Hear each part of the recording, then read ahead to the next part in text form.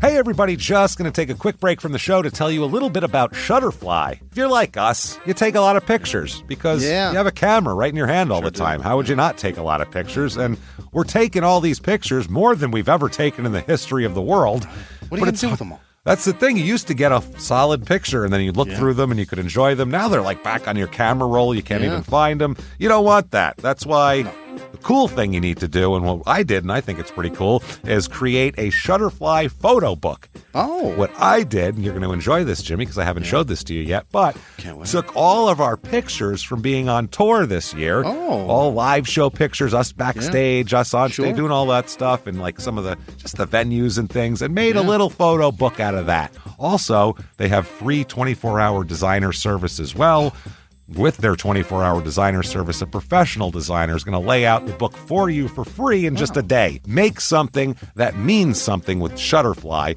Enjoy 40% off orders over $29 with promo code SMALLTOWN. See site for promotional details. And now back to the show. Hey everybody, just going to take a quick break from the show and tell you about Noom. Has Noom helped you? I believe it has. Oh, that's got an app. You can do tracking. It's terrific. It does. Noom builds personal plans that can meet individual needs. That's the thing. Takes into account any dietary restrictions, medical issues, other personal needs. That helps build a plan that works for you. And yes, so I know that you've had your own personalized program here that you've been working on. And it's weight loss This is weight loss results that last. They stick around because you get yourself into a lifestyle change. That's what matters. That's mainly it. You can't just say, I'm going to cut that out for a month and then go back. Do it. That's not what it is. So I'm glad it's helping you. That's great. And it really does. I like the psychology and biology-based approach here.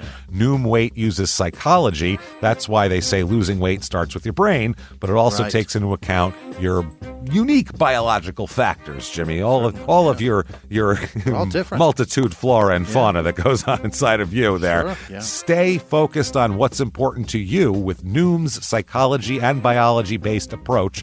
Sign up for your trial today at Noom.com, Noom.com here, based on 3.5-year study of actively engaged Noom users with minimum starting BMI of 25. Individual results may vary. Visit our website for more information. In the depths of an Atlanta forest, a clash between activists and authorities ends in tragedy. I'm Matthew Scher, and on my new podcast, We Came to the Forest, we expose the hidden truths behind a shootout that left one activist dead and countless lives forever changed. Binge all episodes of We Came to the Forest ad-free on Wondery Plus. This week, we look at the quaint down south town of Easley, South Carolina, where out of nowhere an entire family is wiped off the map. Welcome to Small Town Murder.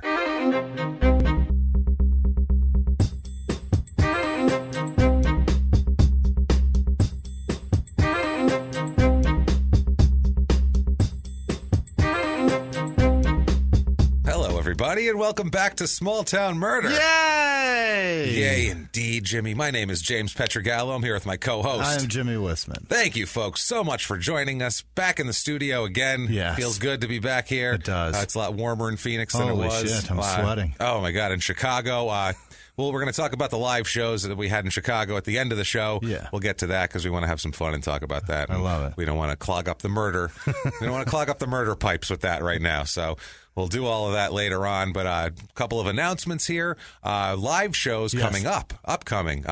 Detroit on February the 16th with Dan Cummins. You bet. Early show is a stand-up show with Jimmy, myself, and Dan Cummins as the headliner. And then the late show is a cool little hybrid live podcast we're going to do with Dan, the Great Time Suck podcast. Yes. And what we're going to do is we're going to time suck a small town murder. I love it. So that's what we're going to do. We're going to figure out a way. It's going to be very fun. I've been working with Dan. So unique. Yeah, we've been talking about it. We've been trying to figure it out, and it's going to be a blast. It's going to be really, really cool and really unique. So please get your tickets to that. Also, that weekend, February the 18th, Boston. Yes. Boston, Massachusetts.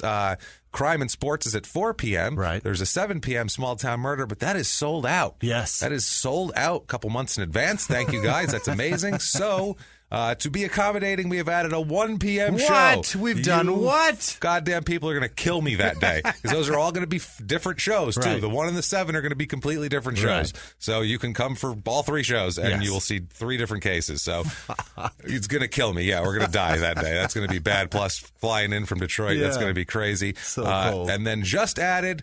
big time here, Phoenix, Arizona. Yes. March 25th at Stand Up Live. Right. Tickets on sale right now. Yes. Get those. We'll put the links in the show description. That's a big deal. That's our hometown here. It's where we live. So our hub. That's our hub. So get your tickets early because we have, like, I'm sure friends and family and people are going to come too. So they're gonna hog some of these tickets from you guys. So please get your tickets early. Let's sell this bad boy out. Yes. Let's show these fuckers that they've been so wrong not respecting us for years. Let's do that. What do you say, guys? Be there for us. And then speaking of being there for us, talk about being there for us. Guys, thank you for your iTunes reviews. What the shit? Thank you guys over the last 2 weeks. Like we've said a million times, iTunes has a funky little algorithm and how they do their rankings and their ratings and all that sort of thing, and they weigh so heavily. So if you have not done it yet, please get on iTunes. Give us 5 stars. It means the world. It really does. On the business end, it's a big deal. Right. You don't have to say anything crazy. No. Tell us anything you want. Yeah. It really doesn't matter. Tell us what your ugliest Christmas sweater ever was. I like that. That'll be fine. We're okay with that. It's not for our ego. Right. If you need to do more, if you're one of these amazing people, like we have a list Holy that could shit. choke an elephant later on of awesome people because we couldn't do it during the live show last week. Right. You can donate to the show and really be a producer and an executive producer and a hero of ours, honestly. You can go to patreon.com/crimeinsports. That's the name of our other podcast. So all that money goes to us. And Patreon, by the way, there was a big kerfluffle about their... What the fuck was that? The fees. They were raising their fees on people contributing and all that. Apparently, everyone made a big enough stink where Way they to said, go, guys. Never mind. We're good. Yeah. Thanks. No, the fee. No, we're fine. Don't worry about it. What fees? So they've gone back on that. It's just like it was before, so they're not going to charge you any extra or anything like that. If you want to make a one-time donation, God, they're insanely appreciated, are they not? Oh, my goodness. Over at PayPal, you can do that using our email address, crimeinsports@gmail.com. That's the one. That is the one. Please head over for all your merchandising needs, all your T-shirts, mugs, bath mats, everything with all the sayings. Go to crimeinsports.threadless.com. That's the one. That is like no threads, but there are threads. We promise they will not fall apart. It's crazy. Also, quick announcement here before we get started. We're going to be reconstituting an old podcast with my wife, Sarah. There you go. P.S. I hate this movie. We had to take a break because I was too busy and she was too busy, and now we have some time. Yeah. She has more time. We're going to dive into this again starting in about 2 weeks. We make fun of bad romantic comedies, and it's a good time. A lot of ranting from me. A lot of anger. A lot of what the shit is going on in this goddamn movie. So it's a good time. Tune into that. But before all that, never mind all that. Before we get to the crazy part, we got to get to the crazy part. Right. The fact that we have to do a disclaimer. This is the crazy part. But we do. We have to do the disclaimer.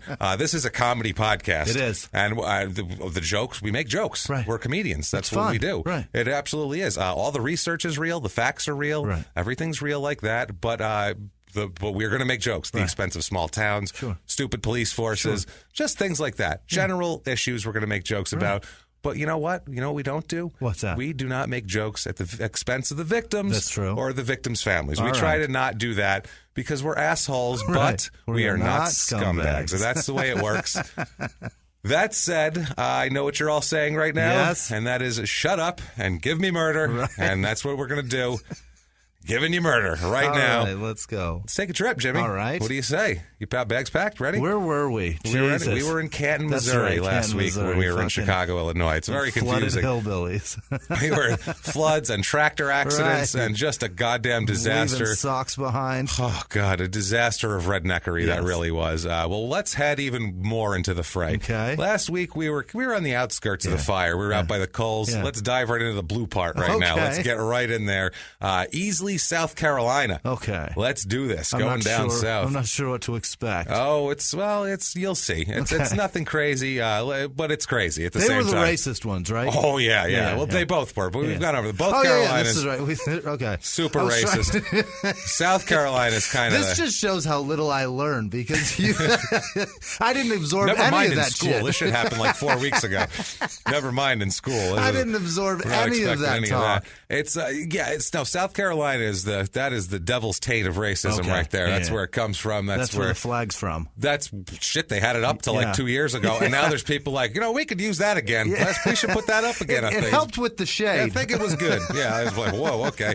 But never mind that. It's this is way inland. This isn't by the shore. Like my dad lives in South Carolina, right by the beach. Yeah, I got down family there. Yeah, down it's nice by the shore. Normal people move to the beach. This is not that. This is inland, boy. This is you got to want it this to is go sticks here. And trees and mountains and it's funny. It doesn't have one officially, but if you look at South Carolina, the shape of it kind of makes sort of a panhandle. Does it? And this is right square in the panhandle. The whole damn thing is a panhandle.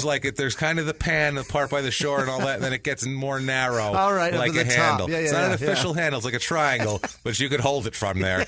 Therefore, it's a panhandle. Get out of the panhandle. Get to the pan, you assholes. Jesus. God damn it with the panhandle. They're going to find a panhandle, the people who end up in our stories. This place, it's like I said, it's a northwestern part of the state, well inland, nowhere near the ocean. 2 hours to Charlotte. It's 25 minutes outside of Greenville, South Carolina, which is not it's 67,000 people in Greenville. Really? So that's like a big town what is for it, there. Charleston, and is there any other big city in South Myrtle Carolina? Beach. You got that sort of thing, but it's Greenville is one of their cities, and one of their bigger ones. Yeah, 67,000 people. This is 25 minutes outside of that, and this might as well be Hazard County. Yeah, Duke boys might as well be jumping a ravine in the background, from what I've gathered here. The town itself is in Pickens County. It's a little tiny drop of it hanging over into Anderson County. It was the third time I think we've encountered this. Can't get your shit together and stay into a county. Right. And actually, what we're going to talk about is going to end up in Anderson County. Right there, but most of this is in Pickens County, so we're going to talk about it in terms of that. Zip code 29640, area code 864. It is a 12.3 square mile town, so decent sized little town, I would say. There is no town slogan here, but once again, the county has a slogan, thankfully. Thankfully, they do. The bigger municipality stepped up and gave us a stupid shit slogan. Are they supposed to have one? Is that like... I think it's just for advertising. Probably. I think that's what it is. Like, we need to put something on the website or this welcome to sign, you know what I mean? Something clever. The big cowboy waving his hand, right. Something like that. So here, their county slogan is the gem of the foothills. Which I don't know if it's the gem of shit. The county is the gem or the town is the gem. The whole county. Now, Easley, they don't have a slogan, but they are giving you a slight pitch on their website. They say, quote, in Easley, you will be welcomed with southern hospitality by the friendliest people you will ever meet. You're never going to meet friendlier people than these people. Southern hospitality. I mean, South Carolina, that's where my aunt lives, and they're friendly. They aren't fucking around with their friendly. They're full of shit. They're full of shit. They're lying their asses off. They're going to talk shit about you the second you turn around. Friendly down your fucking throat. They're going to be smiling right to your face, and then they're going to go talk shit, and then they're going to go to church right afterwards. That's the odd thing. You're and be be like, forgiven. Wow, you guys are mean, but still, into the Lord. Okay. She called my 8-year-old a whore, but that's whatever. Interesting, but fine. She said she's going to burn in hell, but I guess she went to church afterwards, so it's fine. Oh, man. So a little background on Pickens County and Easley. Pickens County was Cherokee Indian territory up until the American Revolution. Cherokees made a bit of a blunder, and they sided with the British on that one. They screwed up there. It's those fire cannons that they had. They're like, those are clearly superior to these arrows. Yeah, right. I like the way they talk. It's real fancy. And then, nope, they suffered defeat. He offered me tea and then beheaded my wife. That's it. And then they gave up their lands in South Carolina over fucking that. Jerks. I'm sure it wasn't. They didn't give it up voluntarily. No. It was because they were too weak from the smallpox blankets. They didn't bow down and give the key to the city and say it's, they weren't like the Japanese after World War II. It just said, fine, we'll relax and make televisions for 50 you years. Guys are right. You guys are right. Yeah, our bad. That didn't happen. Try this Fuji camera. Yeah. This is the South, goddammit. Right. Nobody does that. No. You lose, you pretend like you didn't for 150 years. It doesn't matter. It's fine. Just keep plugging along. Jesus Christ. 150. It's much further Fucking than longer that. than 160. It was first named Rockville in 1791, became Pickinsville after that. It's just let's do a Sahara Desert fart fact of the week. And yes, it is boring as shit. Colonel Robert Elliott Holcomb became co-founder of the town by starting off as a farmer and a timber mill owner. Okay. His farming ventures enabled him to establish the storeroom in 1845 as the first business of the area. There you go. The storeroom. The storeroom. That's the business. He's so clever, too. Want to put some shit here? Right. Yeah, I got that's a business. storeroom. I'm an entrepreneur. You can hold your shit over here. Yeah, I got a whole room. Just open the door, you put your shit in there, you give me money. That's a business. Somebody give me golf clubs. That's a business. That's right. Somebody give me exactly. I'm a businessman. Right. I'm Joe. Where's the country club? Let's do. No, there's none. I'm making one. I will build one. I will build a country club. That's right.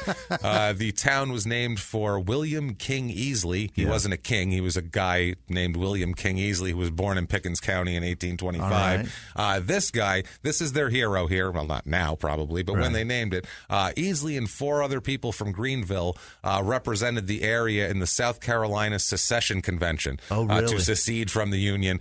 These people were really pro, let's get the shit out of the Union. Yeah. We're going. These people were super into it. This guy raised a company of cavalry from Pickens County. Jesus. He served as a major in the Confederate Army. Easley did. So yeah, it's interesting here. Yeah. It's got some.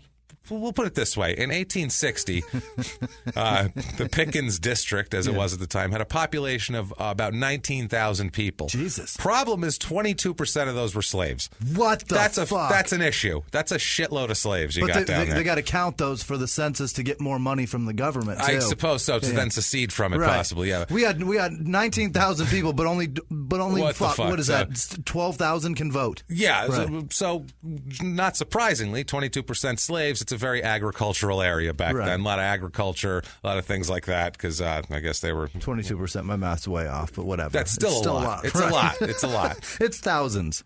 Multiple, yes. They had industries, sawmills and all, like grist mills and shops and things like that. Is a grist mill? I like how in the town history here on the website it even says I had to put this in an exact quote. Quote, the district's Protestant churches were numerous, but schools were few. So that says a lot about what was happening back then. Yeah. Exactly. We don't need to learn shit. No. You need the Lord and a musket.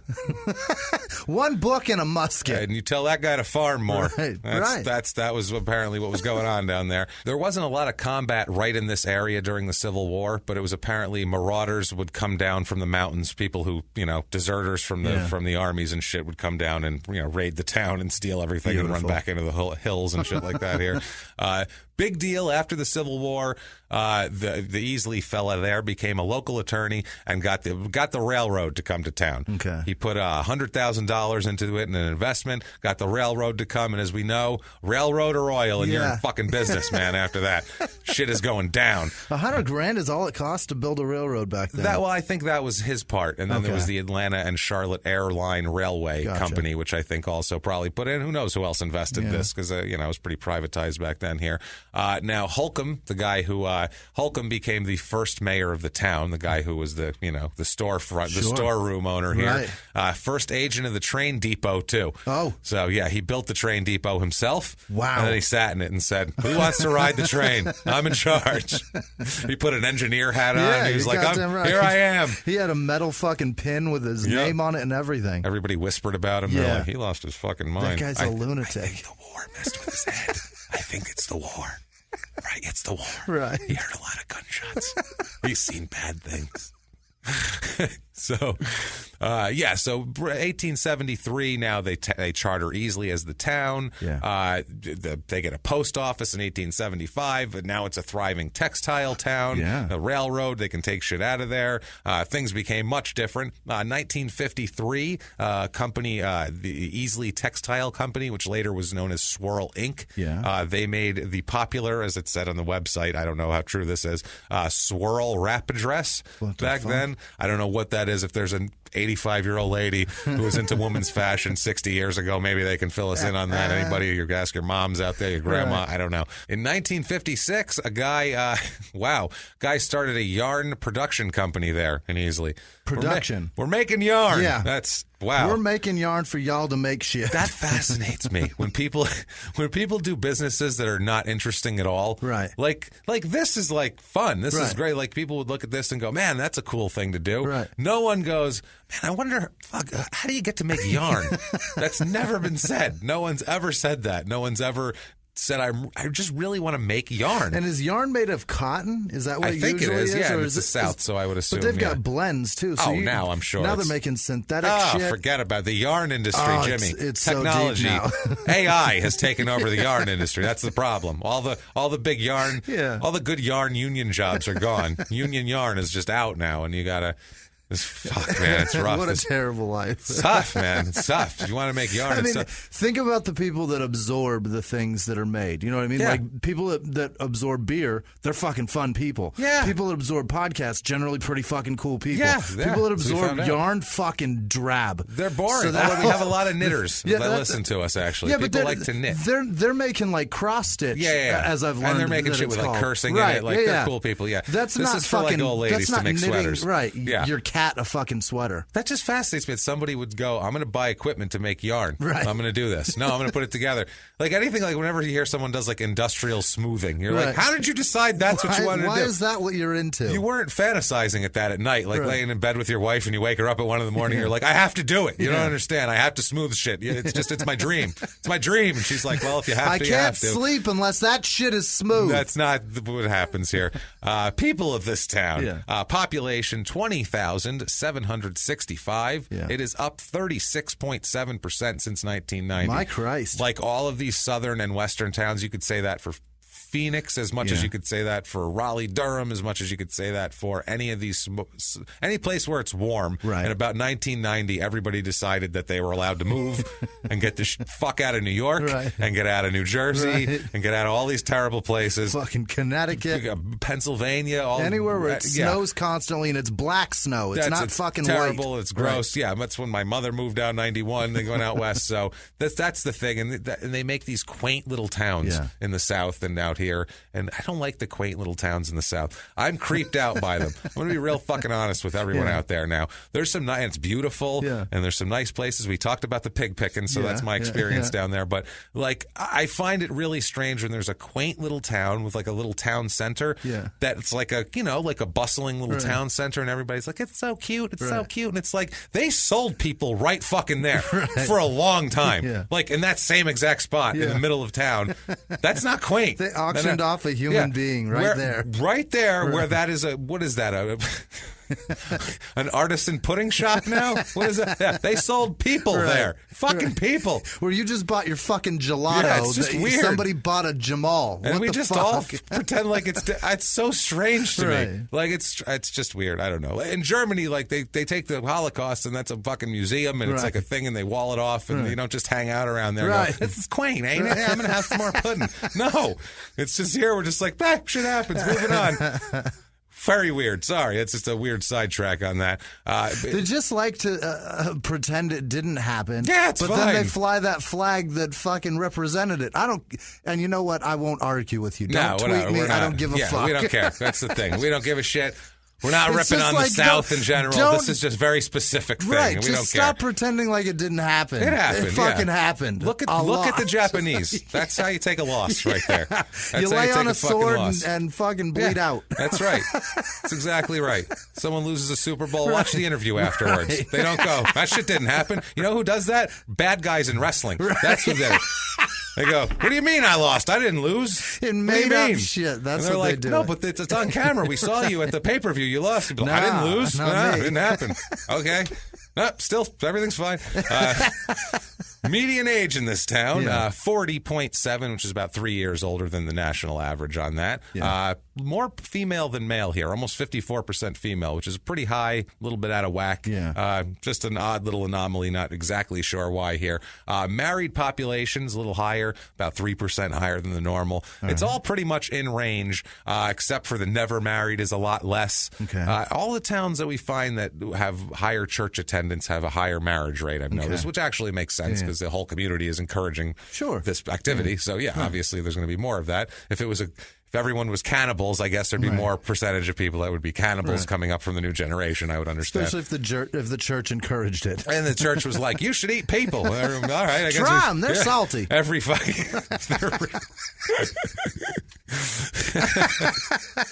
I like to put a little cayenne pepper on mine, spice it up a little bit, because the salt, you need to balance it, you know what I mean? So, we'll have a Fred boil this weekend. Yeah, that's it. Widow population's about 3% higher, too, which obviously usually also 2 more widows is a higher female population always, because they outlive us always. Sure. Yeah, good for them. There's good plenty for you of guys. reason for that. Yeah, absolutely. They put all of their shit on us, so we die. That's what happens. That's so we die. They're doing it on purpose? No, they just... It's not their fault. Sorry, women, this isn't about bark you. at us. Yeah. No, I'm not sorry. That's what you do. Yeah, you bark at us, and we go, all right, I'll fix it. All right, I'll fix it. You and we, and this sounds very personal, is what I'm getting at. You're really putting it out for a broad... This is a broad audience here. This is some dinner party conversation. My laugh went faster than my vocal cords would allow it. Oh man! But that's what it is. They just bark at us, and we'll fix it, and then we fucking die 5 years earlier because we've been fixing it all. This is very personal. What Jimmy's saying. This has nothing. This has nothing to do with you or anyone that you're around right now. Look around you. See anybody you see? That's not who he's talking about. This is very personal. Very personal. He goes home, and that's what this is about. So that's okay. Look around. It's all fine. I swear to God. All right.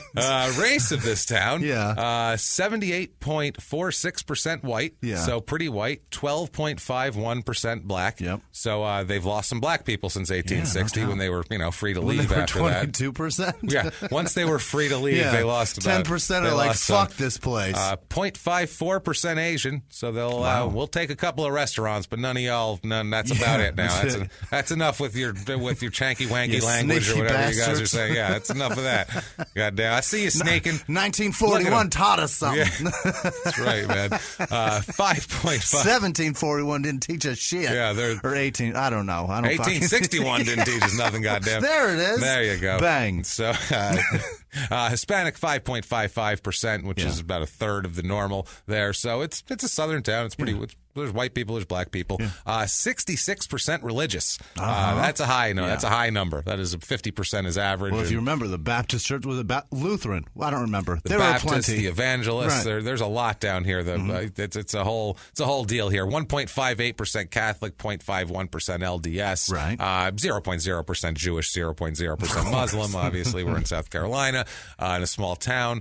Voting wise, 24% Democrats, about 74% Republicans. Yeah. So this is the South. This is when people think of whatever they think of, it's their stereotype. Yeah. This is it. This is what you're thinking of right here. This is whatever, for good or for bad, whatever you want to do. But this is what you're talking about. Unemployment rate, a little higher than the average here. Not too bad though, only within a percentage of it. Median household income in this place here is $40,453, which is about $13,000 below the national average, as we find in a lot of the rural towns. But a lot of things are cheaper, as we'll get into here. The jobs, more manufacturing jobs than normal, as with the people making yarn left and right. Shit, yeah. It's a lot of manufacturing. In the county surrounding this town is a lot of agriculture and a lot of things like that. So that's a lot of the jobs, too, if you're out in the county and that sort of thing. Cost of living in this town, we say that 100 is par, 100 is average. Cost of living is 93 here. Housing is a $79. Jesus. So, like it's always, damn housing's low a lot. Median home cost here, $147,300, which is almost $40,000 less than the national average. Right. About half the houses here are between $100,000 and $200,000. Okay. So it's an affordable small town type of deal here. And if we've convinced you, you must move. You have a yearning for yarn, Right. the yarn that you can't You quell. have a yarning. If you have a yarning, we convinced you. We have for you the Easley, South Carolina Real Estate Report. Let's get to it.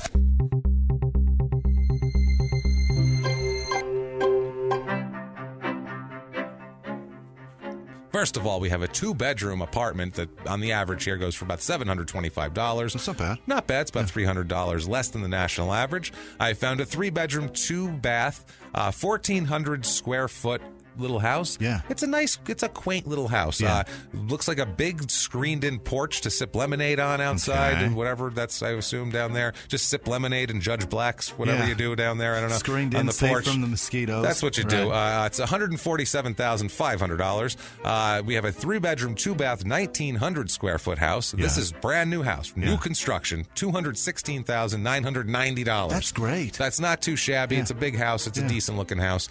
And finally, a 3-bedroom, 3-bath, 2,500 square foot house. This is a pretty one too. It's a nice house. It's laid out. You can tell they took some care with this house. It's $299,900. $300,000. Just under the $300,000 mark. So get yourself to Easley and move there and do these amazing things to do. Okay. Is what you need to do here. First of all, you guys are going to miss it. It's Christmas. We're going to just passing Christmas. Okay. We're going to release this right before New Year. You missed the 2017 Easley Christmas Parade of Lights and Grand Illumination Ceremony. Wow. Fucking grand. That They have, sounds amazing. They have a bush and they turn it on. They're like, there it is. All right, then. And then everybody goes home. That's it right there. It's grand because they're in the South and they got to name it after their wizard. You know it, man. So people from Mississippi are the only people that have ever gotten mad at us, and then we still get messages from that first episode like, "Y'all, fuck you with Mississippi." Like they're super pissed. I think South Carolina's probably going to join the list this week. No one else cares, by the way. Nobody one else. You can make fun of Ohio all you want. People are like, I know it sucks. Everywhere you make fun of, fuck it. Who cares? These people are like, no, it's great. Okay, that's fine. You still think you won a war, so never mind. It's fine. So anyway, they had the Big League World Series there, which was the 15 to 18-year-old kids. It's like the next step of the Little League World Series. It's like was the Senior League. Big League World Series. It was in Easley. It was held there for years, and then it was disbanded in 2016. Oh. So they eliminated that. Nobody gives a shit about your Tyler. Nobody cares. No, sorry, Tyler. Movies at the market they have in the summer where you go to a amphitheater outside and everybody sits there and watches movies, which it's so weird when people do that in a small town or anywhere, really. Like I don't want to watch outside? Yeah, I don't want to watch movies with strangers. Fuck away from me. My neighborhood did it, and it's just fucking awkward because kids aren't going to sit through it no matter what child's running around, movie. you're yelling at them. It's ridiculous. It's so stupid. In the theater, they have a seat that you can tell them to stay in this area. Right. And then eventually it just turns into your neighbor wanting to talk to you. And it's like, if I wanted to talk to you, bro, I would have knocked on your fucking door. I would not pretend to not see you when I pass by you and you're out in your garage. Exactly. Now I gotta sit through this conversation with Nightmare Before Christmas playing in between our conversation. Makes it worse. Right. I just want to fucking go home. Makes it definitely worse here. Also, the Doodle Trail. Okay. Get yourself out on the Doodle Trail. It's a 7.5 mile Doodle of a trail. It's a the fuck is that? Multi-use trail. It's open from dawn to dusk for biking, walking, running, and rollerblading. But unauthorized mopeds or motorized vehicles will not be permitted on the trails. Don't you dare fucking bring a moped. I swear to God, you're going to get tossed right out of there. That's ridiculous. Crime rate in this town is what we care about here. Property crime is almost double the national average. Okay. I don't know what is going on in this goddamn town, but they will steal your shit. Yeah. Lock it down, everybody, when you go to Easley. Thieving bastards. Roll them up, lock them down. Violent crime, murder, rape, robbery, assault. The big four, the Mount Rushmore of crime, is about 10% higher than average here, which in a small town, it's about average. 10%, who knows, from one year to the next. That's one extra thing that happened. Who cares? So it's a pretty normal kind of town. Like I said, quaint. It's a type of place where you'd move from the north to get away from shit, and I don't know, or you'd live there forever. Right. I'm not sure which one. Have some sweet tea and a mosquito bite. That's it. Let's talk about some people that lived there, shall we? Let's talk about some residents of this nice town. Let's talk about, first of all, the family, the Dixon family. Sure. Let's discuss them. Samuel Andrew Dixon is the dad. Goes by Andy. Yeah. Andy Dixon, nice guy by all accounts. Yeah. No one ever has a bad word to say about this guy. Yeah. Whenever there's a guy in our story that starts out like he's a nice guy, no one ever has a bad word to say about him. Yeah. You know that something bad's going to happen to him, probably. It's either going to happen to him or nobody suspected it. Nobody suspected he was such a dickhead. Exactly, right. Yeah, like I remember, was it Nebraska, Burlingame, Nebraska? That guy's just, hey, normal guy, Such a great killed dude. everybody. Fucking just Thanksgiving everybody's slaughter gone. time. It's okay. Crazy shit. Yeah. So this is this guy here.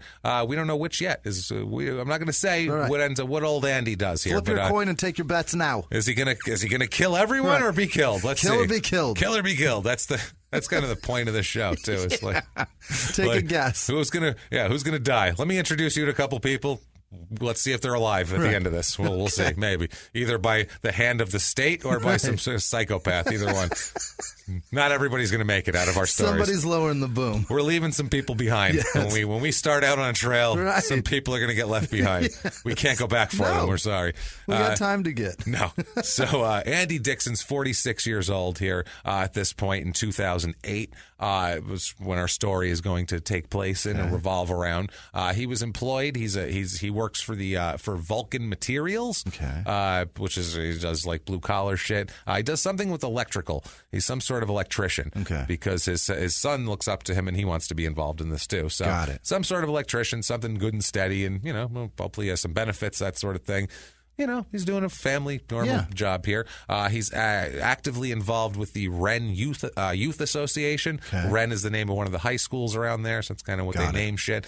So he's helping kids out. He's involved in the youth association. I know he donates money, donates a little bit of his time, that sort of thing. Wren like the bird? Yeah, like WREN. Got it. Yeah, Okay. Wren. So not bad. I mean, he's a nice guy. He's got a son, Taylor Alex Dixon, who's 14 years old at this time. He's married. He's married to a woman. This is his second wife. Andy is, not the 14-year-old. The 14-year-old is not married. The 14-year-old is actually married Listen, man, it's to fucking an older South Carolina. lady. That's true. That's true. He is 14. That's a fact. You're right. He has a job. That's his true. wife makes him coffee in the And morning. he's married to a 7-year-old. It's very interesting. It's a weird relationship. Nobody can drive, which makes it super strange, but they get by. You know what I mean? It's inspirational, honestly. It's for your relationship. You look at them and you go, if they can make it, then I can make it. Yeah, if they can't make it, then what chance do I have? What are we going to do here? Jesus Christ. So Andy's married. Andy's married. This is his second wife. He was married to Patricia earlier. That's where he had Taylor and where he had his other son, who we'll talk about, Nathaniel Dixon, who was 18 at this time. He had those two kids with his ex-wife, and now he is married to Maritza Hurtado. Oh. He went Hispanic. Yes, he did. Went one of the few in the town. man. And he was like, I like that. Yes. That's exotic. Yes, and he absolutely. found her. Also living in the house is her daughter, Maritza's daughter, who is her name is Melissa Gilliam, and they say their middle name because I guess her nickname is Jilly Bean. Okay. They call her Salazar. So Melissa Salazar, she's 19 years old. Okay. So this is a family, and everybody gets along. It's like the stepmother gets along with the kids. Oh, that's great. Father gets along with the stepdaughter. Yeah. Everybody seems to be in a certain harmony here. Yeah, except for Maritza and Melissa go off oftentimes to make fun of how they call quesadillas quesadillas. Yeah, they do shit like that. They say shit in Spanish in the kitchen about them, and like, you believe he called it a tortilla? he's like, "What'd you say? You saying something? I heard something. No, we were just talking about the food. Oh, okay. Never mind. I thought I heard something. That's all I'm saying. I heard somebody repeat tortilla. I heard tortilla. I think I heard Andy in there because you said chicka chicka banga binga binga blanga chimichanga Andy. That's what I heard. Chicka tortilla. So I assume you're making fun of me and the way I say tortilla. But that's all right though, because you're exotic and this Can I is get a small another one of town. those? So one of them queso tortillas. And there's only like 4 Asians, so it's you or that, and I'm sorry, but I'm going to go with you because there's a few more to choose from. Now, Nathaniel Dixon's the 18-year-old kid. Yeah. And he's a typical 18-year-old kid, kind of a I mean, just kind of directionless, a little rudderless. Not a bad kid, just rudderless. And this is kind of just 18 years old, that's kind of what you do at that time. Yeah, he's not a kid who's real on a track to college. He's not a kid who's driven. He's just a kid who's like, I don't know what I'm doing now. He's just out in the ocean drifting. And this happens. There's so many kids like this. It happens so often. And a lot of times it's you if you don't have drive, and a lot of times if you're from a family, like my family never said, you need to go to college. And no, my family never said anything. They were just like, still alive? Okay, good. G today? Yeah. G. No. You in there? All right. Good. His car's in the driveway. He's fine. He's all right. It's good. Don't worry about it. But that's a lot of kids don't. A lot of kids don't pick a major in college until they're like 20 or 21. It's like at 18 years old, just be fine drifting. Who gives a shit? Coast. Try to have some direction. Right. Yeah, like sure. this kid here. Don't just be a bump on a log and a piece of shit drain on society. No, that's a problem. Give a shit. And give a shit a little bit. This Nathaniel here, he's friends with a guy named Brantley Creel, which is a very southern name. That's super southern. This is my friend Brantley Creel. That's a guy that you go crappie fishing with. Is that a first name, by the way? Brantley. I can see Brantley Creel being a first name. This is Brantley Creel. Brantley Creel Johnson right here is my buddy. No, Brantley Creel is Dixon's, is Nathaniel's buddy. They're friends all the way since high school. Okay. They didn't even go to the same high school, but they were buddies in high school because they were the kids that went to the career center, that like outside of high school, like Job Corps. Yeah, exactly. Like they'd leave at 10 o'clock in the morning, 11 o'clock, and you'd have to go like get blue collar training, basically type of deal. Which it's a lot of times with directionless kids and the kids that aren't doing well in school academically. They're like, well, let's teach you how to solder some shit together because you can make $25 an hour doing that rather than being a fucking bum. Much better path, absolutely. It's a good money. Fucking benefits. It's fantastic. There's money, and you're actually contributing. You support your family, and you can do whatever you need to do here. Now, this apparently, like Nathaniel's kind of a jokester, kind of a happy-go-lucky guy. All right. The South, again, you need some Italians down here because your nicknames are terrible, and this is a terrible nickname that you just copied from Italians. He got himself a nickname? Brantley nicknamed him Rocky. Okay. So that's what he just stole Italians' nicknames. We'll get you an original one. His name's Nathaniel, and they called him Rocky. Don't know why they called him Rocky. Described as just a normal guy. Said he liked to joke around a lot. Never like lashed out at anybody. Wasn't a real angry guy. None of the shit like that. Said he wanted to be an electrician someday, maybe. Yeah. Didn't know. Creel said about him. Creel is his last name. That is a terrible last name. Creel? Yeah, that sounds like something you scrape off of a fish tank. There's Creel built up all in there. Get it out. There's Creel everywhere. Yeah, I hired the guy. He said he would get rid of the Creel. It's still growing back. I don't know nothing. What a terrible. Check the pH level. I don't know. Creel sounds dope as shit. Creel. It's delicious. Yeah, that's fantastic. But Creel sounds slimy. Not good. It sounds like krill, which is like I think those little shitty shrimp, the brined fish, brine shrimp, freeze dried shrimp that you feed to weird things. Giant fish. Yeah, exactly. So this little free-dried giant weirdo here. Freshwater scary fish, by the way. Not like big saltwater fish, whatever. I expect them to be scary. Yeah. But a freshwater fish that's big is fucking terrifying. It is terrifying. You're growing in a place you shouldn't grow. You're growing that big in a place that's so small and so controlled. It's absolutely like that. So Creel said of him, quote, "I've seen this dude at school just push him to the edge, and all he would do is just cut up and make a joke and turn it right around on him. He wasn't a violent kind." So they're saying he's a nice kid. Made fun of the bully. All right. Yeah, he just would turn around, hey, blah, blah, blah. He's that kind of guy. These two, Creel and Nathaniel, old Rocky. Yep. I'm not calling him Rocky. No. I refuse to call his asshole Rocky. Just based on that. He doesn't even get Nate. Yeah. He's getting Nathaniel. He's done nothing wrong. That's not the point. I'm just not calling him Rocky because that's a ridiculous nickname for a kid named Nathaniel with blonde hair and blue eyes from Easley, South Carolina. No, sorry. So these two, they ended up being lab partners while studying electronics at the Career and Technology Center. Nathaniel went to Wren High School, and Creel went to Belton Honea Path High School. Creel said, quote, "He was just kind of a joker. He was always cutting jokes and acting goofy and stuff like that." Okay. So that's fine. Nathaniel tried to be a pitcher in high school on the baseball team. Yeah. He tried to, tried out for the team in the 10th grade. Didn't make the team. So he's a little disappointed about that. But they said it never really was a huge deal to him, took it in stride. Everybody said he took everything in stride, anything bad that happened. They said they would help each other out in school, Creel and Nathaniel.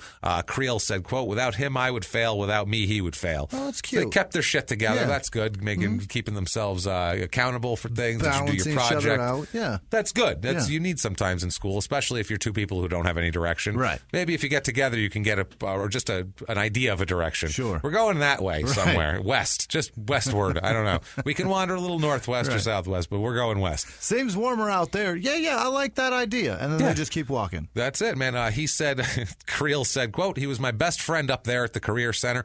And by the way, I will quote exactly, and these people, you can tell how Southern they are by reading their words. And that's just, he said, he was my best friend up there at the Career Center. He wanted to get a degree in electricity and go work for Duke Power. That's what he told me. And I picture him saying that real fast, too. He worked for Duke Power. That's what he told me. That's right. I like that they always got to put, like, all you have to say is he was my best friend at the Career Center. He puts up there in up there also. Up there at the Career Center. That's what I mean. Up there. Little words like that, you can tell it. We'll pick it all out. It's hilarious. That's what he true. told me. You don't have to say that's what he told me. We understand. Yeah. We're coming to you as a professional on this subject. We get it, damn it. Tell me about him. You know and we want to know. That's what he told me. That's what he told me. You already have the credit. Up there, and that's what he told me. He's got to add a couple extra little things here. That's what I'm saying. I'll tell you what. I'll tell you what. I don't know. Sorry, Jesus. South. Goddamn. Anybody that says, I'll tell you what, will tell you nothing at all. And before you get pissed off, South, when we did New York and New Jersey and everything like that, I was unmerciful. Way worse than this. And that's where I'm from. So I am equal opportunity. So is Jimmy. Fuck you. And Jimmy's white trash, too. So white trash. White trash and we're equal opportunity. So eat shit if you have a problem with this. You know it's true. Just suck it up and fucking take it and laugh at yourself. My favorite thing I've ever heard from somebody in the South, whether it's Texas or South Carolina, somewhere in that they said, that's way different. I'll bet you. I know. I'm going. Yeah, you're just the whole region. Whole region. I'll bet you a T-bone steak. What? Oh, that sounds very Texas. I like that bet. I like that bet. I want to win that fucking bet. Yeah, I love steak. That'd be great. No, but they say something like, I'll bet you a T-bone steak, and then it's something that you can't win. Is that the Southern version of dollars to donuts? Yes. Is that the Southern version of dollars to donuts? That's the Southern. I'll bet you a T-bone steak. Right. That just dollars sounds more to donuts. appealing. What does that even mean? Like, you're going to give me a You could put up donuts, and I'll put up money. And that's how confident Is that what I am. It means? That's exactly what it means. I'm so confident, I'll put my money up against your shit, stale, day-old donuts. I don't give a fuck. That's what that means, yeah. Dollars I to bet donuts. you a T-bone steak, and then they'd say something that. But a donut's about $1, so that's kind of it's an outdated statement, I think. It's like $1.29 now. Yeah, donuts that's what are worth I mean. more You'd than be your like, cash. shit. Well, yeah, you got $10, give me a dozen. That's fucking, that's fair. And now it's just an exchange. Now it's just a transaction. What happened? What happened, people? The donut economy's falling apart. It's falling apart. What are we doing? All right, I bet you T-bone steak. We keep going. That's right. I bet you a T-bone steak. Somebody gonna get killed here in this story. Bet you a T-bone steak on it. All right. So now these two, after school, they would do typical rudderless teenager shit. They would ride ATVs and play video games. Oh. That was their thing. Who does? That's my white trash childhood. I mean, I like it. The most normal thing possible here. They would play their favorite game, and this was on PS. This is when PS3 first came out, about 2008. Was Army of Two. Apparently, this game. Now, I've never heard of this game either. It was apparently sort of popular. I don't know. It's one of these games. I looked it up. It's a third-person shooter. It's an EA Electronic Arts game. Yeah. The way they describe it in the description is, quote, the game is centered upon two mercenaries fighting through war, political turmoil, and a conspiracy from 1993 to 2009. Basically, you go through and start off, you're in Somalia, and then you go to like Afghanistan and Iraq, and it's an army game. I don't know. We play Call of Duty and Grand Theft Auto. I'm on board. You go around, you shoot people, and you have a mission to accomplish, and you got to beat a lot of guys at the end of a level. Typical goddamn video game. Yeah, that sort of thing here. So they're playing that. Goddamn nothing weird or out of the ordinary about that, by the way. We're not saying a word about it. They're playing video games, so they're shooting people. Goddamn video games. I'm not saying that at all, because this is normal, and out of a trillion kids that play video games, everything's fine. So Anyway, Nathaniel, he ends up graduating from Wren High School in 2007. He said at the time when he graduated, he was going to go join the Marine Corps. Yeah. That was his plan. Yeah. He just other than that, he liked to play video games, hung out with his family. Yeah. Everybody liked him. Was never in any trouble at all in high school. Liked to hang out with Taylor, his little brother. Taylor was a baseball player. Taylor was actually a good baseball player.